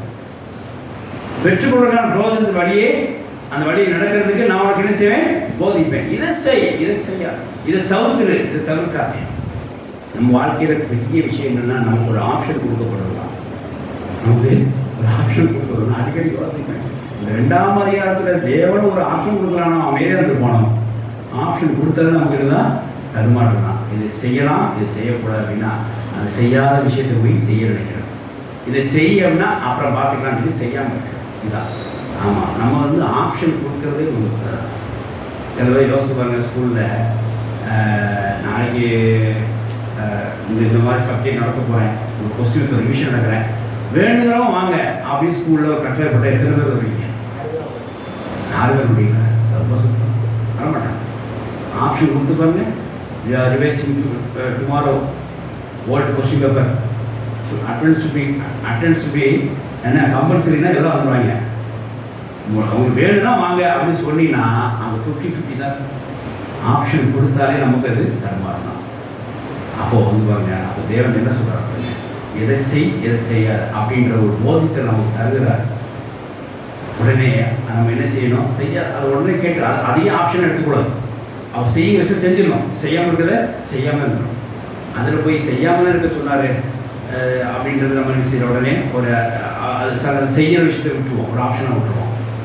அப்படி செய்ய வைங்க. கர்த்தர் இதை செய்யாதான் செஞ்சிருங்க. அதுதான் போதித்தல். அதுக்குரிய வசனம், அந்த வாக்குத்தை என்னன்னு தேடி கண்டுபிடிச்சி நீங்கள் அதை நிறைவேற்றணும். கர்த்தருக்கு சோத்திரம், அதை அபியாசப்படுத்தணும். எல்லா வசனமும் நீங்கள் அதை படித்து அதை நிறைவேற்ற முடியாது. கர்த்தர் சொல்லியிருக்கிறார், நீ நடக்க வேண்டிய வழியிலே உனக்கு பிரோஜனமான காரியத்தை உனக்கு நான் செய்வேன், போதிப்பேன். உன் வாக்கு நிறைவேறுகிறதா நீ நடக்க வேண்டிய வழி. அதுக்கு என்ன பிரோஜனமோ அதை உனக்கு போதிப்பேன். இதை செய்யக்கூடாது, இதை செய்யும் வாக்குத்தை நிறைவேற. ஒருவேளை செய்யாத செஞ்சுட்டீங்கன்னா அங்கே வாக்குத்தை ரெண்டிலே அவ்வளோதான். ஸோ போதித்தலை நீ இக்னோர் பண்ணிட்ட அப்படின்னா அந்த வாக்குத்தம் உனக்கு கண்டுக்க. இதுதான் கர்த்தருடைய காரியமாக இருக்கு சொல்லிப்பாங்க. அப்போது போதித்தலுக்கு ஒரு காரியம் என்னென்னா, நான் உனக்கு நடக்கணும் போகிறேன். யோசிப்புக்கு அர்த்தம் சொல்லியிருப்பார், உனக்கு இதெல்லாம் யூட்டிலைஸ் பண்ணிக்க. அந்த மனைவியாவது உனக்கு சிரசம் பண்ணுறவா நித்தம் வருவா செய்யாத. சில விளக்கங்கள் நான் பார்த்தேன். டெய்லி அவள் டார்ச்சர் பண்ணுவான். அந்த போர்த்திப்பார் மனைவி டெய்லி அவளை டார்ச்சர் பண்ணுவான். எப்படியா ஒரு நாள் மயங்கிடுவான் அப்படின்னு சொல்லிட்டு 7 வருஷம் சோத்திரம் டெய்லி நித்தம் அதை மயக்குவான். அது எப்படி ரொம்ப பாட்டு பாடி மயக்கிறதா, சில பேசி எப்படி ரொம்ப இருக்கிறதா சொல்லுவோம். அதனால ரொம்ப லேடிஸ் பேச ரொம்ப பேச வேண்டாம். பேசினா அதோட நிறுத்திடும். டெய்லி பேசி கடைசி ஒரு நாள் என்ன நம்ம தப்பு பண்ணுறதுக்கு எதுவாக கொண்டு போகலாம். ஆனால் கர்த்தர் விட மாட்டார். நம்மளை அவர் வசனம் கூட விட்டு நம்மளை பாதுகாக்க செய்யும். ஹalleluya. 7 வருஷம் சோத்திரம் உண்டாதாக. அப்படி தான் அவன் போதி மனைவி அவர்கள் சீராடி இருக்கிறார். ஆனால் அவன் சரியாக போதிக்கப்பட்டிருக்கிறான். அவன் நடக்க வேண்டிய வழியிலே அவனுக்கு விரோதமாக போதிக்கப்பட்டிருக்கிறான். அவன் பாவத்தை செய்யலை. ஹalleluya. கர்த்தர் வசனம் சோத்திரம் உண்டாக. அதனால் போதனை அதுக்கு வசனம் இதுதான். ஏசாயா 18:48, 17, 18. 2வது நடத்துதல். பசுத்த ஆவியானவர் நடத்துவார், சகல சத்தியத்தையும் நடத்துவார். யோவான் 16:13. பசுத்த ஆவி சகல சத்தியத்தையும் நடத்துவார். இந்த சத்திய வழியாக போனால் தான் இதை பெற்றுக்கொள்ள முடியுங்கிற அவர் நடத்துவார். அவர் உங்களுக்கு சொல்லிக் கொடுப்பார். இயேசுக்கிறதெல்லாம் எடுத்து கையில் கொடுப்பார். அப்போ புரிஞ்சுக்கலாம், ஆஹா இது இந்த வசனத்துக்கு இந்த வசனம் இந்த நடத்துறதுக்கு ஏதுமான வசனம் என்கிறதை பசுத்தாவியானவர் தான் காட்டணும். இந்த வருஷத்துக்கு இந்த பாகத்தை ஏற்றவுடைய புடமடியக்கூடிய நடத்துகிற வசனம் எது அப்படின்னா பசுத்தாவியானவர் காட்டணும். அவர் தான் போட்டு சகல சத்தியத்தையும் உங்களை நடத்துவார்னு சொல்லி போட்டு வாசிக்கிறேன். 2ஆம் வாசிக்கிறேன். சத்தியாவியாகி அவர் வரும்போது சகல சத்தியத்துக்குள்ள நடத்துவார். அவர் வருங்கால அறிவிப்பார். என்னோட எடுத்து உங்களுக்கு கொடுக்கறனால அவர் என்னை மகிமைப்படுத்துவார். தேவனுடைய வசனம் சோத்திரம். இப்போ பசுத்தாவியானவர் உங்களை நடத்துவார். எப்படி போகணும், எப்படி அடிக்கடி நம்ம சொல்கிறோம் இல்லையா, பலி எதுவே இது நடவுங்களுக்கு ஒரு சத்தம் உங்களுக்கு கேட்கும். எலியாவுக்கு ஒரு சத்தம் கேட்டுச்சு, மெல்லிய ஒரு சத்தம் கேட்டுச்சு. எல்லாத்துக்கும் அப்படிதான் ஒரு சத்தம் கேட்கும். ஆதாம் சத்தம் கேட்டுச்சு. ஆதாமே நீ எங்கே இருக்கிறாய்? அங்கே தான் பாயிண்ட். எல்லா இடத்துலையும் ஒரு சத்தம் கேட்கும். கர்த்தருக்கு ஸ்தோத்திரம் உண்டாதாக. பரிசுத்த ஆவியானவர் நடத்தலுக்கு ஒரு இன்சார்ஜாக இருக்கிறார். அவர் நம்மளை சகல சத்தியம் வழிநடத்தி நம்மளை அந்த வாக்கு நேரவுடைய வசங்களை காண்பித்து நம்மளை நடத்துவார். பரிசுத்த ஆவியார் வழிநடத்தினா எப்படி தெரியுமா? வசனம் வெளிச்சத்தில் நடத்துவார். அந்த வசனம் வெளிச்சம் அவராக இருக்கிறார். அந்த வசனத்தை காண்பிப்பார். இந்த வசனம் பிரகாரம் செய்கிறேன் என்று சொல்லி உங்களை அங்கே புடமிடுவார். நீங்கள் அதை செய்யும் போது அந்த காரியம் நிறைவேறும். ஆமென். ஹல்லேலூயா. இங்கே இது நடத்தக்கூடிய வசனம் பார்க்குறோம். மூணாவது ஆலோசனை. ஆலோசனை உங்களுக்கு எப்படினாலும் கர்த்தர் உங்களுக்கு தருவார். நண்பர்கள் மூலமாக தருவார், ஊழியர்கள் மூலமாக தருவார், வேதாந்த மூலமாக தருவார், தாய் தகவல் மூலமாக கூட தரலாம். இப்படி பலவிதமாக கர்த்தர் உங்களுக்கு ஒரு ஆலோசனை கொடுத்து அந்த காரியத்தை ஸ்திரப்படுத்துவார். நீங்கள் அந்த ஆலோசனை அல்ல தட்டாதீங்க. இவெல்லாம் இங்கே சொல்ல போகிற அல்ல தட்டாங்க. ஏன்னா ஆலோசனை மக்கள் நினைச்சாங்க சீர்கிட்டு போனாங்க. வாசிக்கலாம். சங்கீதம்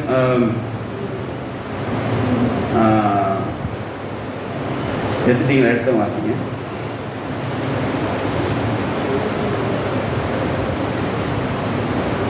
சங்கீதம் 38.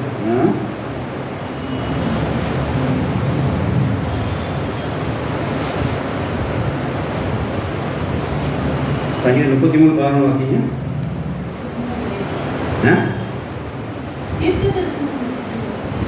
சங்கீதம் 33:11.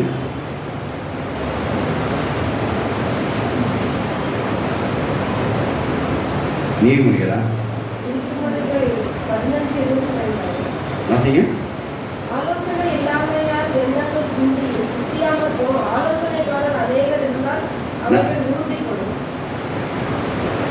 கரெக்ட். என்ன சொன்னீங்க?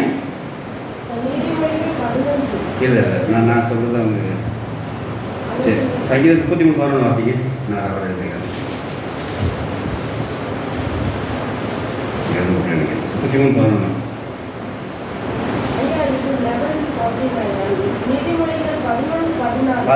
கரெக்ட். ஆமாம், அதான் கரெக்ட். அதே 24:6 கூட பார்க்கலாம். ஆலோசனை இல்லாத ஜனங்கள் செய்வாங்க, விழுந்து. ரொம்ப முக்கியம். சில பேர் ப்ராமிசஸ் இருக்கும். இந்த 3வது வசனம் புடமிட்டுறதுக்கு இடம் கொடுக்க மாட்டாங்க. அது 3வது வசனம் புடமிட்டு என்ன ஆலோசனை கேட்கறதுக்கு அனுமதிக்க மாட்டாங்க. ஆலோசனை இல்லாத மக்கள் அங்கே என்ன செய்வாங்க? வீழ்ந்து போவார்கள் என்று சொல்லி பார்க்கிறோம். 24:6 வாசிங்க. நீதிமொழி 24:6.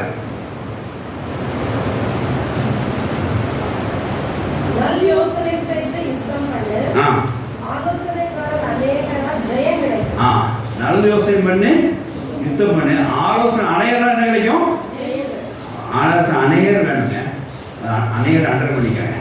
ஒரு ஆள் மட்டும் பத்தாது, அநேகர் செய்யணும், வேணும். அப்புறம் பாருங்க 22:21 வாசிங்க. நீதிமொழி 22:21.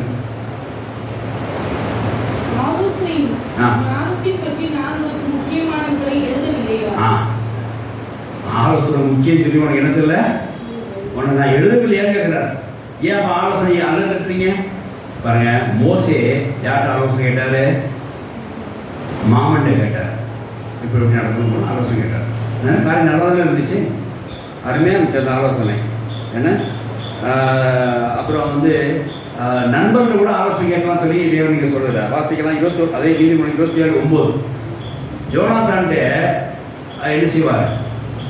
தாவீது கேட்பார், ஆலோசனை கேட்பார். நண்பர்கிட்ட கேட்டு கேட்டு அவர் ஜோமணி செய்தார். வாசிக்கலாம்.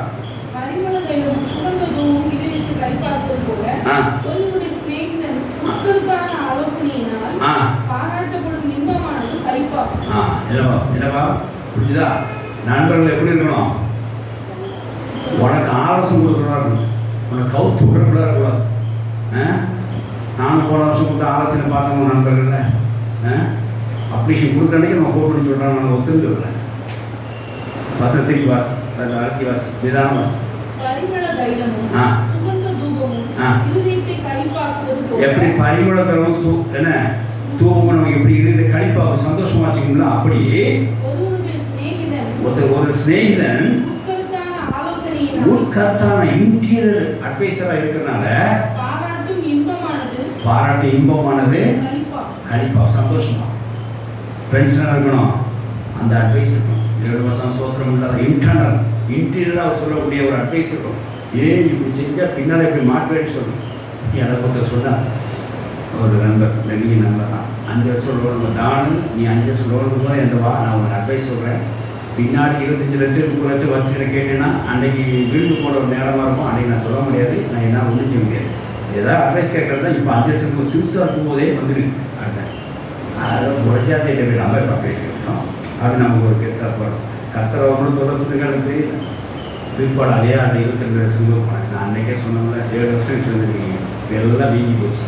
கடன் வீக்க ஊற்றுச்சுன்னா அது எப்படியோ சோகமாக வந்து சின்ன புண்ணாக போதே வந்து போட்டுருக்கணும். அது பஸ் வச்சு வீக்க வாங்கி அதனால ஒரு ஆள் சொன்னால் அல்ல தட்டிட்டேன். கடைசியில் அவர்கிட்ட போனேன். அவர்கிட்ட போனதுக்கப்புறம் தான் அது சில காரியங்களை கற்று வெளிப்படுத்தினார். சில நண்பர்கள் அது இன்டீரியராக கொடுக்குற ஒரு ஆலோசனையாளர் ஆன வச்சுக்கலாம். யோனாத்தான் அப்படி தான் நடந்தார். இந்த வசனம் பார்த்தா யோனாத்தான் என்ன செஞ்சாரு கேட்பார், எப்போ பண்ணலாம்னு தாழ்ந்து கேட்ட கவர்மெண்ட் நடந்தார். கர்த்தர் வசனம் சோத்திரம் கூட இந்த ஆலோசனை நமக்கு ரொம்ப முக்கியம். சங்கீதம் 33 வாசனை, தேவனோட ஆலோசனை நித்திய வருஷமாக நம்ம தலைமுறை இருக்கு. ஹல்லேலூயா. சில இடங்களில் சில பெற்றோர் பார்த்துருக்கேன், பையனுக்கு இப்படி வேணும்னு சொல்லி சில ஆலோசனை பிரகாரம் செஞ்சுருப்பாங்க. அதோட 3ஆம் தலைமுறை வரைக்கும் அந்த ஆலோசனை நிறைவேறி அவங்க அந்த பையன்கள் பேரங்கள் சந்தோஷமாக இருந்தது. இன்னும் என் கண்படாது 3ஆம் ஜென்ரேஷனுக்கெல்லாம் பார்த்துருக்கேன். ரொம்ப அருமையாக அந்த மூத்தவர்கள் அந்த ஆலோசனை கொடுத்து போயிருப்பார்கள். அதுக்காக இந்த சொத்தை இப்படி செய் அப்படின்னு சொல்லிட்டு போயிருப்பாங்க. அவ்வளோதான். ஐயோ, அன்றைக்கி அந்த பேரமாடுற சொத்தில் மகிழ்ந்து கனி போடுறேன். எங்கள் வாழ்க்கையிலே அப்படி நடந்தது. எங்கள் தாத்தா வந்து ஒரு சொத்தை எழுதி கொடுத்துருக்குறார். அது என்னென்ன பேரன்னு அணுகிட்டு இருக்கிற மகளுக்கு கூட கொடுக்கல. மகாவடி அவரை பேரனுக்கு அணுகிட்டு கொடுத்துருக்காரு. நான் அதை வச்சு தான் பிள்ளைகளை பொம்பளை பிள்ளை கரையாற்ற முடிஞ்சது.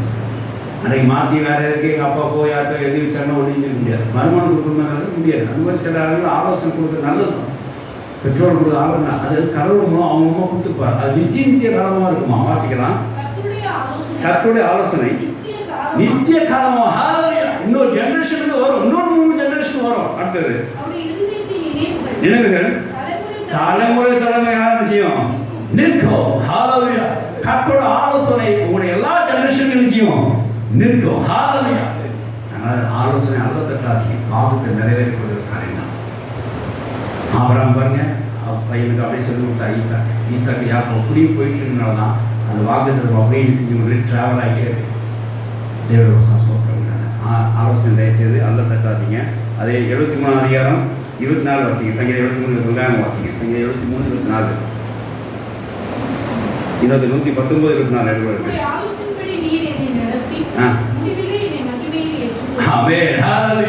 உங்களோட ஆலோசனை பிரகாரமாய் நித்திய காலமா நிற்கிற ஆலோசனை என்ன நடத்தி முடியல மகிமையில என்னை சேர்க்கிறீர். ஹல்லேலூயா.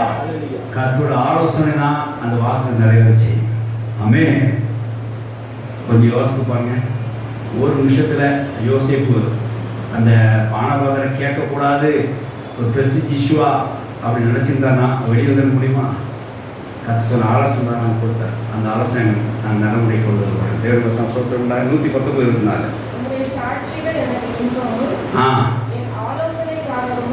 ஆமே. உங்களோட சாட்சிகள் எனக்கு இன்பமும் ஆலோசனைக்காரராக இருக்குது. வேதத்தோட சாட்சிகளை படிச்சு பாருங்க, உங்களுக்கு எல்லாம் புரியும். தேவனோட எப்படி பேசினாருங்கிற சாட்சியை மனசு வச்சுன்னா அது நமக்கு ஆலோசனையாக நமக்கு வெளியிருந்துடும்.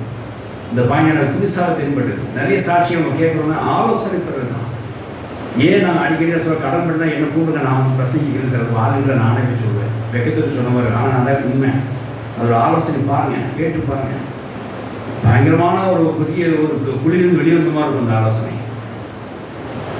சாட்சிகள் அந்த ஆலோசனை நமக்கு என்ன செய்யும் கொண்டு வரும். இப்போ 3 விதமான ஆலோசனை பார்த்தோம். என்னெல்லாம் பார்த்தோம்? அநேக ஆலோசனை கொண்டு வருவார்கள். ரைட்டா? அடுத்தது நண்பர்கள் கொண்டு வருவார்கள். சாட்சி பார்ப்போம். தேவ சோத்திரம் உண்டாக சாட்சியின் ஆலோசனை கொண்டு வரும். அப்புறம் எல்லாத்தையும் மேலாக தேவோட ஆலோசனை. தேவ சோத்திரம் உண்டாக இந்த அநேக சாட்சி அநேக ஆலோசனை நலமானு சொன்னால் யாரை ஊழியருக்கு உட்பட்டிருக்காங்க. ஊழியரை கேளுங்க. 1-2 ஊழியரை கேளுங்க. நான் எப்பவுமே சில காரியங்கள் எனக்கு டவுட் வந்துச்சு அப்படின்னா மோனிட்ட கேட்பேன். நீங்கள் போய்ட்டு கேட்பேன். ஒரு ஆலோசனை கையில் வச்சுப்பேன். ஒவ்வொரு மாதிரி சொல்லுவாங்க. சில நேரத்தில் ஒரே ஆலோசனை 3 ரொம்ப சொல்லுவாங்க. உடனே ஓகேன்றேன். ஹல்லேலூயா. இதில் வேறு என்ன வேணும்? கற்றுக் கொடுத்த ஆலோசனை நான் எடுத்துக்கொள்வேன். அதனால் ஊழியர்கிட்ட கொஞ்சம் ஆலோசனை எப்படி பண்ணலாம் என்ன இதுங்கிற ஆலோசனை கேட்கணும். எடுத்த கௌதமம் பண்ணுவார். கர்த்தர் எங்கே நடத்தினா அப்படின்னு சொல்லிக்கிறது. கர்த்தனா நடத்தினா உங்களுக்கு தெரியுமா அப்படின்னு நினச்சி தான் வைக்கிறது. கர்த்தர் அது ஆலோசனை கேட்கும்போது தெரியும். அநேக ஆலோசனை இருந்தால் நலமாக இருக்கும், காரியம் சித்தியாகும். நல்ல நண்பர்களுடைய உட்கருத்து உள்ள ஆலோசனை இருந்தால் நல்லா இருக்கும். சாட்சியம் ஆலோசனை நல்லா இருக்கும். தேவனுக்கு ஸ்தோத்திரம் இல்லாத எனக்கு என்னமோ அந்த அந்த ஆபிரகாமுடைய மனைவிக்கு தப்பு பண்ணக்கூடாது அபிலேமுக்கு சொன்ன காரியம் எப்படியாவது யோசிப்பு போயிருக்கும். ஏன்னா அப்போ அந்த சாட்சி தான் அவனுக்கு ஆலோசனை கொடுத்து பண்ணக்கூடாது அப்படி எச்சரிக்க முடியாது. அப்படி கூட அந்த ஆலோசனை அவருக்கு கிடைச்சிருக்கலாம். தேவனுக்கு ஸ்தோத்திரம் உண்டாக. ஆனால் போதிக்கப்பட்டிருக்காரு, நல்ல மட்டும் புரியுது. இதை எப்படின்னு கேட்குறாரு. அப்போ மனசை பதிஞ்சிருக்கு, போதிக்கப்பட்டிருக்கு. ஆகையினால நாம் இங்கே சாட்சியின் வசனத்தை வைத்து கொண்டு சாட்சிகளோட காரியத்தை வைத்து ஆலோசனை நாம் சில காரியங்களை கற்றுக்கொள்ளலாம். கத்திரவசம் சோத்திரம் உண்டாதாக என்னாம் 27:11 படிச்சு பாருங்க. எல்லாம் ஆகும்னா அதை நீங்கள் வந்து என்ன செய்யணும், ஆலோசனை பெற்றணும். ஆலோசனை சபைன்னு சங்கத்தை ஆலோசனை போகக்கூடாது. என்னாம் 27:21 வாசிங்க. 2 சாமுவேல் 17 வாசிங்க. இதாம வாசிங்க.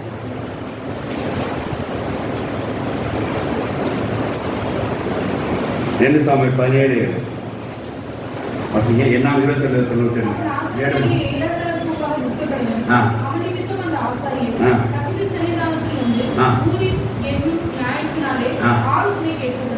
எல்லா சபைக்கு வந்து ஆலோசனை கேட்கும். அதுதான் இங்கே என்ன சொல்லப்பட்ட வாரியம் 4ஆம் காரியம் 3:8 நீங்கள் செய்யறத எதையா சொல்லிச்சுன்னா ஆலோசனை ஊழியம் பற்றி கேட்கணும். அதான் அவர் தாவி கேட்குறாரு. இந்த அமெரிக்க தொடர்ந்து போகட்டுமா போக வேண்டாம் ஊழியம் பற்றி தான் கேட்குறாரு. ஓகே சொல்லணும். ஆலோசனை கிளம்பி போயிட்டார். ஸோ ஊழியத்தை அங்கே கேட்கணும். 2 சாமுவேல் 17 1 ராஜாக்கள் 12 போய் வாசிப்பா. 2 சாமுவேல் 17 வாசிங்க.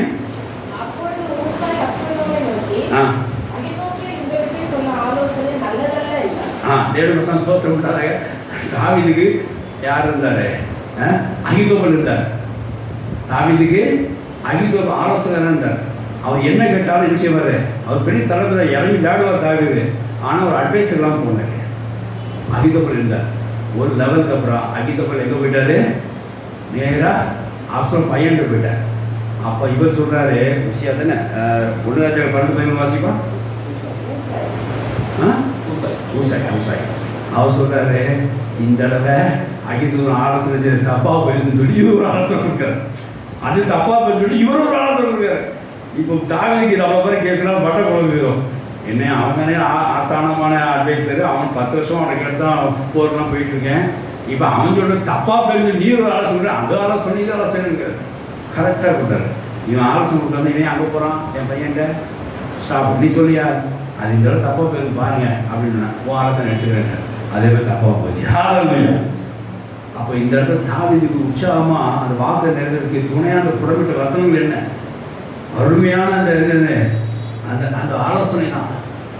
பயங்கர ஆலோசனை. எத்தனை பேர் ஞானம் உள்ளவா இருக்காங்க. நம்ம சர்ச்சிலே பார்த்தீங்கன்னா வசனம் சிலத்தை படிக்க மாட்டாங்க. ஆனால் ஆலோசனை மட்டும் கேட்டுகிட்டே இருப்பாங்க. ஆமாம் நான் பார்த்துருக்கேன். ஆனால் அதில் பயப்பட்டியாக இருப்பாங்க. ஐயா சொல்லுங்கள் பயப்பட்டியாக இருப்பாங்க. நிறைய விஷயங்கள் இவங்கெல்லாம் பார்த்து நிறைய நம்ம சில விஷயங்கள் புரியாது பாரு. ஒரு சின்ன ஆலோசனை கொண்டு கேட்டுப்பாரு.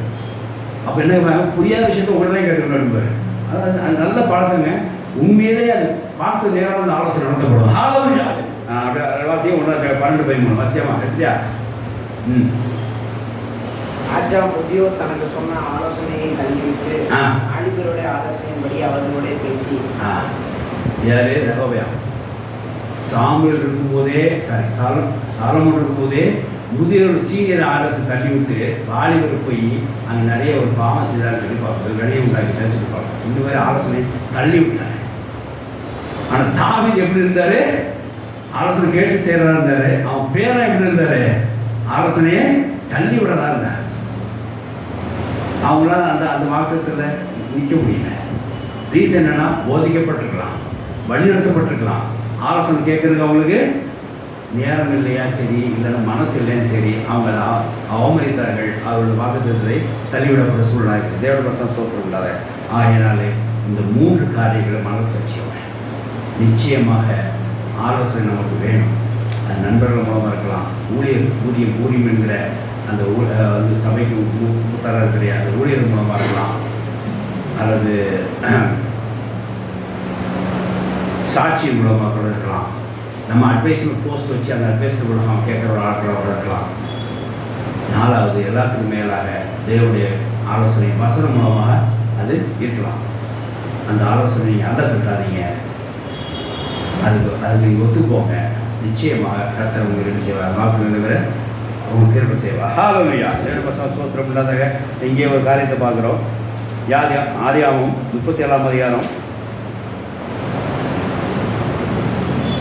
9-10 வசனம் வேகமாக வாசிங்க. 9-10 இங்கே இப்போ இந்த 3 காரியங்கள் பிரகாரமாக யாக்கோபு நடந்தாரா இல்லையா? இப்போ யாக்கோபு வெர்சஸ் ஜேக்கப், ஜோசப் இங்கே பார்க்குறோம். ஜேக்கப் வெர்சஸ் ஜோசப் இதை பார்க்குறோம். எப்படின்னா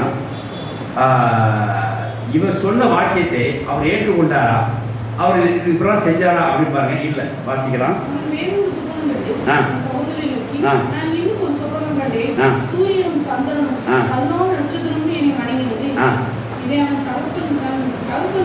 இந்த சூரிய சந்திரன் தாய் தகப்பனாகும் 11 நட்சத்திரங்களோட சகோதரராகும்.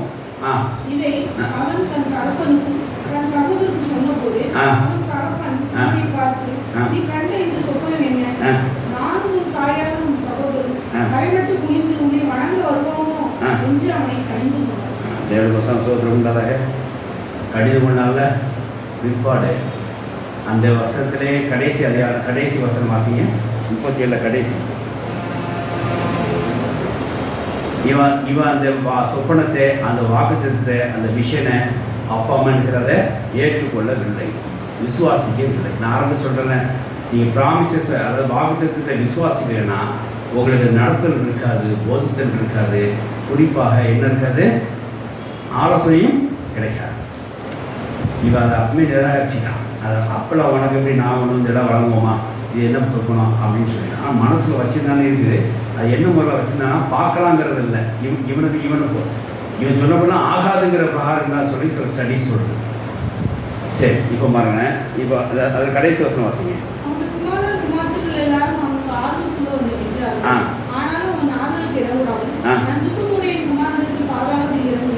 பாருங்க, இப்போ பையன் இறந்தான செய்தி கேள்விப்பட்ட உடனே ஏன் கர்த்தர் அவன் உயிரோடு இருக்கான்னு சொல்லி அவனுக்கு சொல்லலை.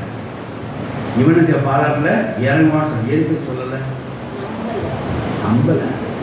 நம்பலன்னா உனக்கு எதுக்கு நடத்தல், உனக்கு எதுக்கு போதித்தல், உனக்கு எதுக்கு ஆலோசனை? நம்பலை. எல்லாரும் சொல்லி ஆலோசனை சொன்னாங்க, அவளை ஆளை ஏற்ற முடியாதுல்ல. அதுக்கப்புறம் கர்த்தர் யோசேப்பு குறித்து ஒரு வார்த்தை கூட யாக்கோபு சொல்லலை. யாக்கோபை 14 நாளைக்கு போ, நான் சொல்லும் அளவும் உன்னை கைவிடுவதில்லை, உன்னை விடுவதில்லை சொல்ற தேவன் இவர். நான் வந்து இன்னைக்கு பேசுறது நடத்த செய்வேன், நான் கல்லை ஆணையமாக்குன்னு சொன்ன யாக்கோபு மீண்டுமா இவ்விரு லாபாண்டிருந்து அங்கிருந்து அதிகமாய் சம்பாதித்து கொண்டு திரும்பி வரும்போது இவரு பரவாயில்லை பெற்றுக்கொண்ட அவர் ஏசாப்பை துரத்துறான், லாபான் துரத்துறான்னு சொல்லும்போது கர்த்தர் அவன் விடுதலை கொடுத்தார். ஏசா துரத்துறான்னு சொல்லும்போது கர்த்தர் அவனுக்கு ஒரு விடுதலை கொடுத்தார் யாக்கோபுக்கு. இரவும் தேவனை போராடின யாக்கோபு ஏன் பையன் காரியத்தை பற்றி ஏன் அறிந்து கொள்ள முடியவில்லை? ஏன் பையன் காரியத்தை பற்றி தேவன் அவனுக்கு சொல்லவில்லை? ஏன் இதே விஷயம் நான் இன்க்ளூடா இருக்கிறான்? அந்த விஷயம் யார் இருக்கிறா? யாக்கோபு ஒரு எலிமெண்ட், யாக்கோபு ஒரு சப்ஜெக்ட். யாக்கோபு எடுத்து வர்றதுக்கு இவன் ஒரு காரணமா இருப்பான் யோசேப்பு. ஏன் அதை கர்த்தர் சொல்லல? யோசேப்பை பின்பற்றி போ ஆலோசனை ஏன் கொடுக்கல? பின்ன பஞ்சகாலத்தில் அவன் தான் அவனை ரசிப்பான். ஏன் உனக்கு அவன் சொல்லல? அவன் உயிரோடு இருக்கான், ஏன் அவனுக்கு சொல்லல? ரொம்ப நேசம் வச்சாங்க பையன் மேல. ஆனா அந்த பையனோட விஷன் மேல இருக்கிற நேசம் வைக்கல, மாமிசம். கர்த்தர் அதோட நிறுத்திக்கிட்டார், வார்த்தையுடைய நிறுத்திட்டார். எப்போ பேசினா திரும்ப கர்த்தர் மறுபடியும் எப்போ பேசினார்? வாசிக்கலாம். 45:26 வாசிங்க. யோசேப்பு உயிரோடு இருக்கிறான், எகிப்து தேசத்துக்கெல்லாம் அதிபதியாக இருக்கிறான் என்று அவனுக்கு அறிவித்தார்கள். அவன் இருதயம் மூச்சு அடைந்தது. ஹல்லேலூயா. அவன் எப்படி பார்க்க நின்று ஒரு மாதிரி ஒரு பீக் லெவலில் போயிடுச்சு ஆட்டு. அடுத்தது அவன் அவர்களை நம்பவில்லை. அவர்கள் யோசேப்பு தங்களுடனே சொன்ன வார்த்தைகள் யாவையும் அவனுக்கு சொன்னபோது தன்னை ஏற்றிக்கொண்டு போகும்படி யோசேப்பு அனுப்பின வண்டிகளை அவன் கண்டபோது அவருடைய தகப்பனார் யாக்கோபின் ஆவி உயிர்த்தது. 46:1-2 இஸ்ரவேல் தனக்கு உண்டான ஆவியை சேர்த்துக் கொண்டு புறப்பட்டு ரைசபாவுக்கு போய் தன் தகப்பனார் ஈசாக்குடைய தேவனுக்கு பலியிட்டார். இப்பதான் கர்த்தர் அவனோட பேசினார். கர்த்தர் பேசி கொண்டு தான் இருப்பா, இல்லைன்னு சொல்லல. ஆனால் பையனை பற்றி எப்போ பேசினாரு? எப்போ அந்த சொப்பனத்தை அவன் என்ன செஞ்சான்? டெர்மினேட் பண்ணிட்டானோ, அந்த விஷயத்தை டெர்மினேட் பண்ணான். அதோட அவனுக்கு கொடுக்குற ஆலோசனை, அந்த விஷயத்தில் அந்த வாசத்துக்கு கொடுக்கக்கூடிய ஆலோசனை, அந்த ஆலோசனை கொடுக்க போதித்தல், அந்த வசனத்துக்கு கொடுக்கக்கூடிய வழிநடத்தல் ஸ்டாப் ஆயிடுச்சு. மறுபடியும் அவன் எப்போ ஏற்றுக்கொண்டான்? ஆஹா உயிரோடு இருக்கானா அப்படின்னு அவன் ஏற்றுக்கொண்ட போது தான் அவன் வண்டியில் புறப்பட்டு பலிட்டுக்கு அப்புறம் தான் அந்த காரியம் சால்வ் வாசிக்கலாம். அந்த இரவு தான் தேவன் இஸ்ரவேலுக்கு தரிசனமான. ஹல்லேலூயா. ஆமா, சொன்னார் பாருங்க வார்த்தை. யாக்கோபே யாக்கோபே என்று கூப்பிட்டார். யாக்கோபே யாக்கோபே. ஹல்லேலூயா. அவன் இதோ அடியேன் அடியேன் என்றான். வாசிங்க. அப்பொழுது அவர் நான் தேவன், நான் உன் தகப்பனுடைய தேவன். நான் தேவன், உன் தகப்பனுடைய தேவன். நீ எகிப்து தேசத்துக்கு போக பயப்பட வேண்டாம். நீ எகிப்துக்கு போக பயப்பட வேண்டாம். அங்கே உன்னை பெரிய ஜாதியாக்குவேன். பாரு, இங்கே தான் திடப்படுத்த முடியாத சொன்ன வார்த்தை. பயப்பட வேண்டாம், உன்னை என்ன செய்வேன்? பெரிய ஜாதியாக்குவேன். அடுத்தது, நான் உன்னோட எகிப்துக்கு வருவேன். நான் உன்னோட நானும் வருவையா? இது நீ அன்னைக்கு ஓகேன்னு சொன்னா நானும் வந்துருப்போம்ல. நடத்திருந்தாருன்னு அவன் குழிய பேர் பண்ணாத. நீ அக்செப்ட் பண்ணாத ஒரே காரியத்தில் அவனை குடி வழியாக கொண்டு போய் அவனை விற்கப்பட்டு எங்க ரூட்டில் மாற்றி நான் கொண்டு போய் சேர்த்தேன். என் வசனம் அவனுக்கு போடப்பட்டது. இன்னைக்கு அவன் ராஜாவாயிட்டான். ஆனாலும் பாரு, அந்த வசனம் நிறைவேறதுக்கு நீ அதை உட்பட்டுருக்கனால உன பஞ்சகாலத்தை ஒன்று வரும். சில பேர் அப்போ சொல்கிறாங்க, வாக்குத்தத்தை வந்து சில பேர் மறந்து போகிறதுனால பஞ்சம் வரும். வாக்குத்தத்தை நமக்கு சில பேர் உண்மையெல்லாம் அவங்க வீட்டில் உண்மையில பஞ்சம் வர அப்படின்னா என்னன்னா, நம்ம we have forgotten some promises. யாக்கோபு பஞ்சத்தை காரணம் சில ஸ்டடிஸ் நம்ம படிச்சு பார்த்து ஆச்சரியமாக இருந்து, அவன் பஞ்சம் வரும்போது தான் எகிப்து நினச்சான். எகிப்தில் சாப்பாடு வாங்கிட்டு நினச்சான். அங்கே பையன் இருக்கான்னு தெரியாது. இப்போ பஞ்சம் வரலன்னா எகிப்து நினச்சிருப்பானா? செழிப்பான், அவன் அந்த பூமியிலே இறந்து போயிருப்பான்.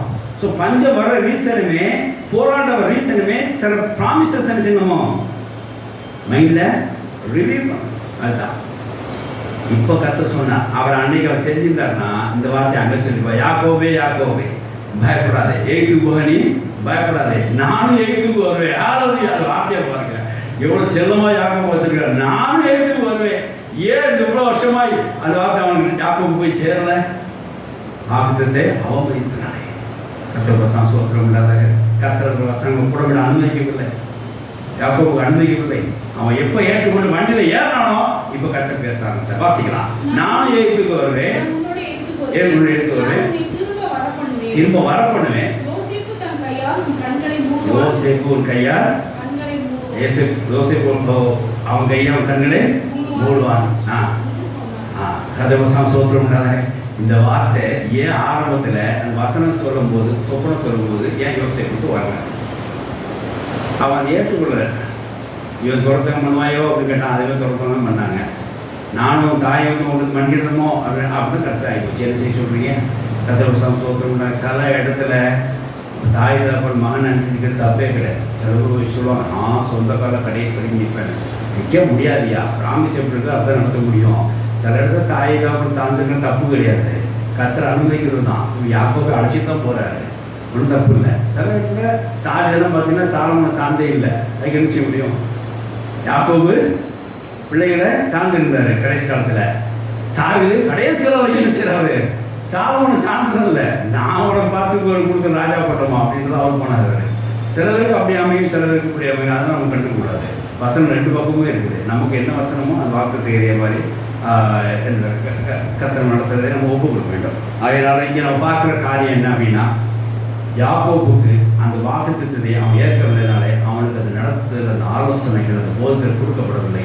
மறுபடியும் அவன் பஞ்சம் வந்தோடனே அந்த வாக்குத்தத்தை நினைவு கொண்டு அந்த வாக்குத்தத்தை ஏற்றுக்கொண்ட பிற்பாடு உடனே அவனுக்கு அதே வாக்குத்தத்தை போதித்தல், அதே அந்த வசனம் நடத்துதல், புடம்பிடுதல், போதித்தல், ஆலோசனை, விசேஷமாய் வழிநடத்தல் அவன் உண்டாக செய்து அவன் என்ன செய்தான்? அவன் மறுபடியும் அவன் எகிப்து தேசத்தில் போய் தங்கினான். கர்த்தர் வசனம் சோத்திரம் உண்டா. இதில் நம்ம சங்கீதத்தில் அந்த வாஸ்தவம், அதாவது 119 105 19 வாசம் நினைக்கிறேன். யாக்கோபு அங்கே பரதேச தங்கியிருந்தான்னு சொல்லி கர்த்தர் வசனம் சோத்திரம் இல்லாத. ஆகையினால வாக்குத்தத்தத்தை நினைவு கூற முடியாத சில பஞ்சங்கள் வரலாம், போராட்டம் வரலாம். அதை உற்சாகப்படுத்தி அதுக்குள்ளே வாக்குத்தத்துக்குள்ளே வாங்க. அதுக்குரிய போதித்த வசனம் என்னென்னு ஆண்டு கேளுங்க. வழிநடத்த வசனம் என்னென்னு ஆவியாண்டு கேளுங்க. ஆலோசனைன்னு சொல்லி பசுத்தோண்ட கேளுங்க. அது வசனத்தை காட்டுவார், அதுக்கான நண்பர்களையும் காட்டுவார், ஊழியர்களையும் காட்டுவார், விசேஷமாய் சாட்சியுடைய காரியத்தை காட்டுவார். இப்படி அநேகரோட ஆலோசனை கொடுக்கப்படும். அந்த ப்ராமிஸ் கர்த்தவங்களுக்கு உதவி செய்வார். மோசே ஆலோசனை கேட்டார், தாவீது அட்வைசராக ஆள் வச்சுருந்தார், யோனாத்தன்லையும் அட்வைஸ் கேட்டார், அட்வைசராகவே ஒரு போஸ்ட் வச்சுருந்தார். இப்படியே சில அட்வைஸ்மெண்ட் நடந்தது. ஆனால் சில பேர் தள்ளி விட்டான். சாலமோன் பையன் போய் தள்ளி விட்டான், அட்வைஸ் தள்ளி விட்டான். அதனால் பெரிய சிக்கலாக போச்சு. கர்த்தர் சோத்திரம் உண்டாதாக. இதெல்லாம் நீங்கள் மனசில் வச்சுக்கோங்க. ஆலோசனை ரொம்ப முக்கியம். இப்போ ப்ராமிஸ் நிறைவேறதுக்கு நமக்கு ஒரு பெரிய ஆதாரத்தை கர்த்தர் கையில் கொடுத்துருக்கிறார். வசனம் நம்மளை புடமிடும். ஹல்லேலூயா. போதித்த விதமாய், ஆலோசனை கொடுக்கும் விதமாய், விசேஷமாக வழிநடத்தும் விதமாய் கர்த்தர் வசனம் நம்மளை புடமிட்டு நமக்கு ஒரு வார்த்தையை அவர் நிறைவேற்றுவாங்க. ஆமென். ஹல்லேலூயா. நான் வாசித்து முடிக்க சங்கீதம் 18:30 வாசிக்கலாம். சங்கீதம் 18:30 ஏசாயா 1:25 வாசிங்க. தேவனுடைய வழி உத்தமமானது, கர்த்தருடைய வசனம் புடமிடப்பட்டது. நம்ம நம்புகிற அவரும் நம்ம அனைவருக்கும் அவர் கேடமா இருக்கார். ஹல்லேலூயா. கர்த்தருடைய வசனம் நம்முடைய புடமிடும். அவர் நம்பி அவருடைய வழி நமக்கு உத்தமமானது. ஹல்லேலூயா. ஏசாயா 1:25 வாசிக்கலாம்.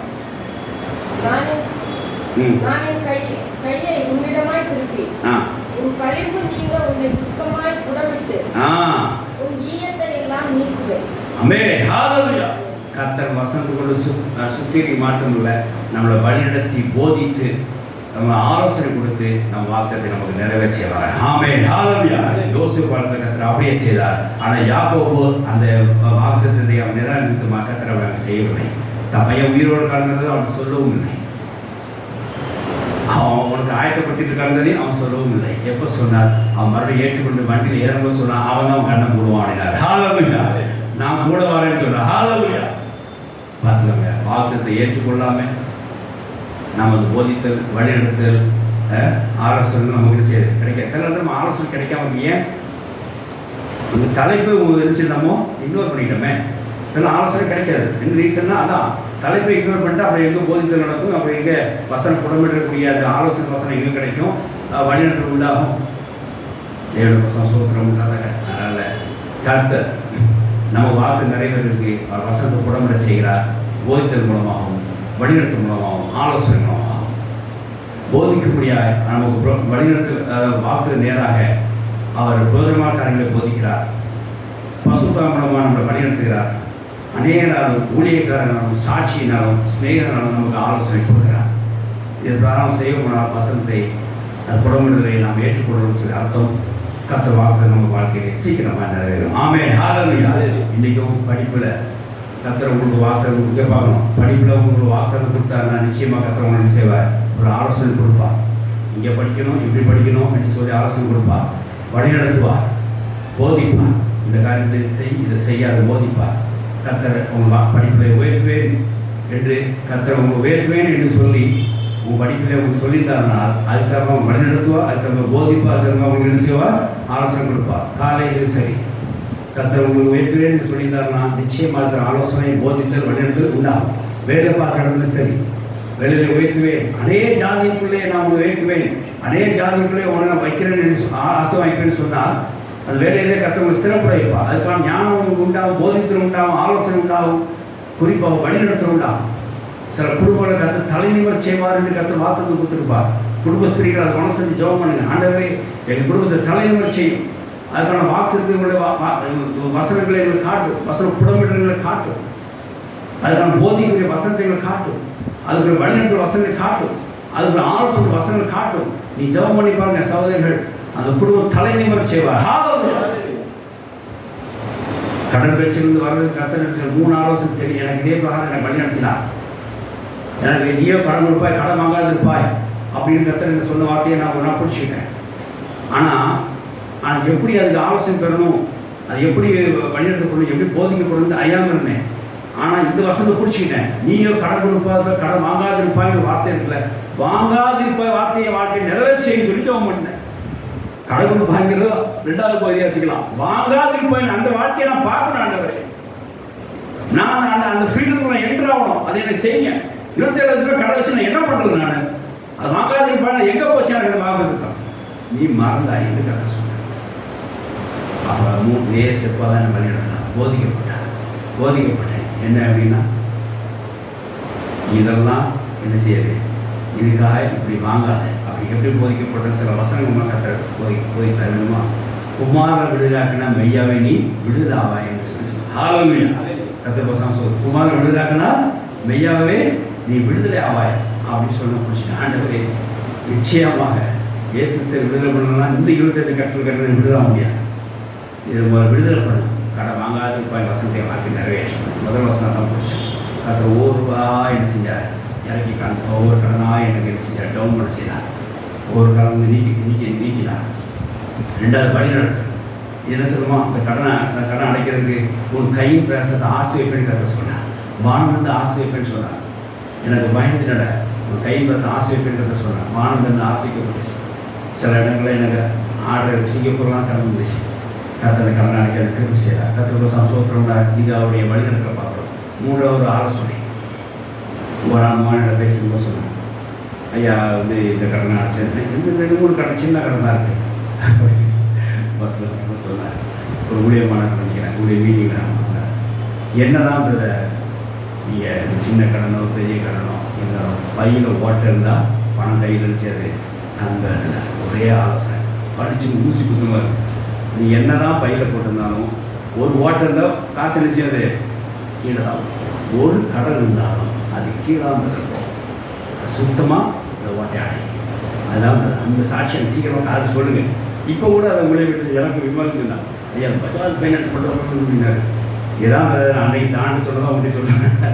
கொத்தலான பையில் போடாதீங்க, ஓட்டை விழுந்துட்டு தான் இருக்கணும். ஒரு கடன் இருந்தாலும் முதல்ல செய்த அடைங்க. அது ஒழுங்கு தான் செய்யும். நான் சேகர் பேச ரொம்ப பாராட்டுறேன். அவ்வளோ காலம் விட்டு கொடுக்க ₹1 கடன் வாங்கினாலும் கேட்டுப்பாங்க. நம்ப மாட்டேன். எனக்கு ரொம்ப பிடிக்கும் அந்த விஷயத்தில். அவரோட சேலரி இதுவாக இதோடு நிறுத்திக்கணும். அது கிடைச்சாலும் பரவாயில்ல, அமைதியாக இருக்கும். கிடைச்சா சோத்திரம், அவ்வளோதான். ₹1 வாங்கி அவர் செய்யப்படுது. அவ்வளோதான் அவருடைய காரியம் நடத்திட்டு இருக்காரு. ரொம்ப உத்தமானதை நான் பார்க்குறேன். கர்த்தர் சோத்திரம்னா ஒரு விதத்தில் கர்த்தருக்கு பயந்து நடக்கிறது தான். அப்போ பாருங்க, எனக்கு இந்த ஆலோசனை கொடுக்கப்பட்டது. இப்படி பல விதமான ஆலோசனை கொடுக்கப்பட்டது. கர்த்தர் என்னை அந்த வார்த்தை நிறைவேற்றினார். நீ கடன் வாங்காத இருப்ப, கர்த்தர் நிறைவேற்றினா. போன வருஷம் ரொம்ப போட்டு எப்படியா கை உருட்டு வாங்கிடலான்னு சொன்னேன். இந்த கர்த்தர் என்னை பாதுகாத்து கொண்டார். இதெல்லாம் நடத்துகிறார். அந்த வழிநடத்தல் உண்டாகுது. அதுக்காக போதிக்கப்படுறோம். இதாங்க அதை எப்படி வாங்க நம்ம செய்ய அப்படின்னு சொல்லிட்டு. ஆனால் தேவன் நம்மளை ஒரு வார்த்தை நிறைவேற கடன் வாங்காதிருப்பான்னு கர்த்தர் சொல்லிட்டாருன்னா நிச்சயமாக அதை நீங்கள் பிடிச்சிக்கணும். அது முக்கியம். நான் எதுக்கு யாக்கோபு ஏன் ஜேக்கப் பெஸ்ஸஸ் ஜோசப் ஏன் சொன்னோம்னா, யாக்கோபு அதை என்ன செய்யறத பிடித்துக்கல. வசந்து பிடிச்சிங்க. கடன் வாங்காதிருப்பாங்கிற வார்த்தை எனக்குன்னு வச்சுக்கோங்க, உங்களுக்குன்னு வச்சுக்கோங்க. இப்போ பிடிங்க. வானத்துக்கு கர்த்தர் ஆலோசனை கொடுப்பார். வானம் திறந்து உங்களுக்கு கர்த்தர் ஆசீர்வதிப்பார். அநேக கடன் வாங்க கூட சிலது உங்களுக்கு என்ன கொடுப்பார், ஒரு ஆலோசனை கொடுப்பார், போதிப்பார். ஏற்றுக்கொண்டு அந்த அதாவது குமாரன் விடுதலாக சொல்லி அவருக்கு போதிக்கிறார் வசனம். அந்த வசனம் சொல்லி ஜெபிக்க முடியாத கர்த்தர் செய்தார். கர்த்தர் விடுதலாக்கினார். ஹalleluya. சோத்திரம் உள்ளதா. ஆகையினாலே இது என்னோட சாட்சியாக நான் பகிர்ந்து கொள்கிறேன். தொடர்ந்து இது மட்டும் இல்லை, எல்லா இடத்துலையுமே அவ்வளோதான். கர்த்தரோட வார்த்தை நிறைவேறதுக்கு நம்ம உயர்த்தப்படணும்னா அதுக்கான வசனங்கள் இருக்குது. நம்ம குடும்ப தலையிலிருந்து நிற்கணும்னா அதுக்கு ஒரு வசனங்கள் இருக்குது. இப்போ அங்கங்கே நம்ம குடும்பத்தை எங்கேயாவது உங்களெல்லாம் பேசி வச்சு தடைப்பணியை வச்சுக்கலாம். இப்போல வச்சு நீங்கள் யாரும் டிசைட் பண்ணுறாங்க ஆண்டவரை அடுத்த தலைநிமிரம் செய்கிற நம்மளை. ஹalleluya. அந்த வார்த்தை நம்ம குடும்பத்தை நிறைவேறும், சீக்கிரமாக நிறைவேறும். அதுக்கான வசனங்களை ஆவியான மூலமாய் போதிக்க வசனம் எடுத்துக்கொள்ளுங்க, வழிநடத்த வசனம் எடுத்துக்கொள்ளுங்க, ஆலோசனை வசனம் எடுத்துக்கொள்ளுங்க. கர்த்தர் ஒரு நாள் தலைநிமிரம் செய்வார், வார்த்தை நிறைவேற்றி செய்வார். ஹalleluya. ஆகையினாலே கர்த்தர் வார்த்தை நிறைவேற நம்ம மத்தியிலே பிரயாசப்படுகிறார். அது ஒரு வசனம் நமக்கு புடப்படுகிறது. போதித்தல் மூலமாகவும் ஆலோசனை கொடுப்பது மூலமாகவும் விசேஷமாய் வழிநடத்த மூலமாக கர்த்தர் வசனம் நமக்கு புடப்படுகிறது. அவருடைய வார்த்தை நேராக நடக்கக்கூடிய போதன காரியங்களை போதிக்கிறார். பசுத்தோடைய சகல நடத்தி நம்மளை வழிநடத்துகிறார். அநேகராலையும் ஊழியக்காரர்களையும் சகோதரர்களாலையும் பெற்றோர்களாலையும் விசேஷமாக சாட்சியம் நமக்கு ஆலோசனை கொடுக்கிறார். இப்படி நிச்சயமாக கர்த்தர் அந்த வார்த்தை நிறைவேறதுக்கு எப்படி யோசேப்புக்கு வசனத்து மூலமாய் புடமிட்டு அந்த உயர்த்தவை செய்தாரோ அப்படியே கர்த்தர் நம்ம வாழ்க்கையை நம்ம உயர்த்தக்கான வார்த்தை நிறைவேற்றுவதற்காய் வசனங்களை கொடுத்து நம்மளை பலப்படுத்தி நம்மளை உயர்த்துவராக கர்த்தர் அப்படியே வார்த்தை நம்ம நிறைவு செய்து நம்மளை உயர்த்தி கர்த்தர் சாட்சியாக வைப்பாராக. கர்த்தர் நம்மளை வார்த்தைகள் ஆசீர்வதிப்பாராக. ஆமென். ஹalleluya. ஹalleluya. நாம் அப்படி சோதரிப்போம். அல்லேலூயா அல்லேலூயா அல்லேலூயா அல்லேலூயா. ஸ்தோத்திரம் ஸ்தோத்திரம்.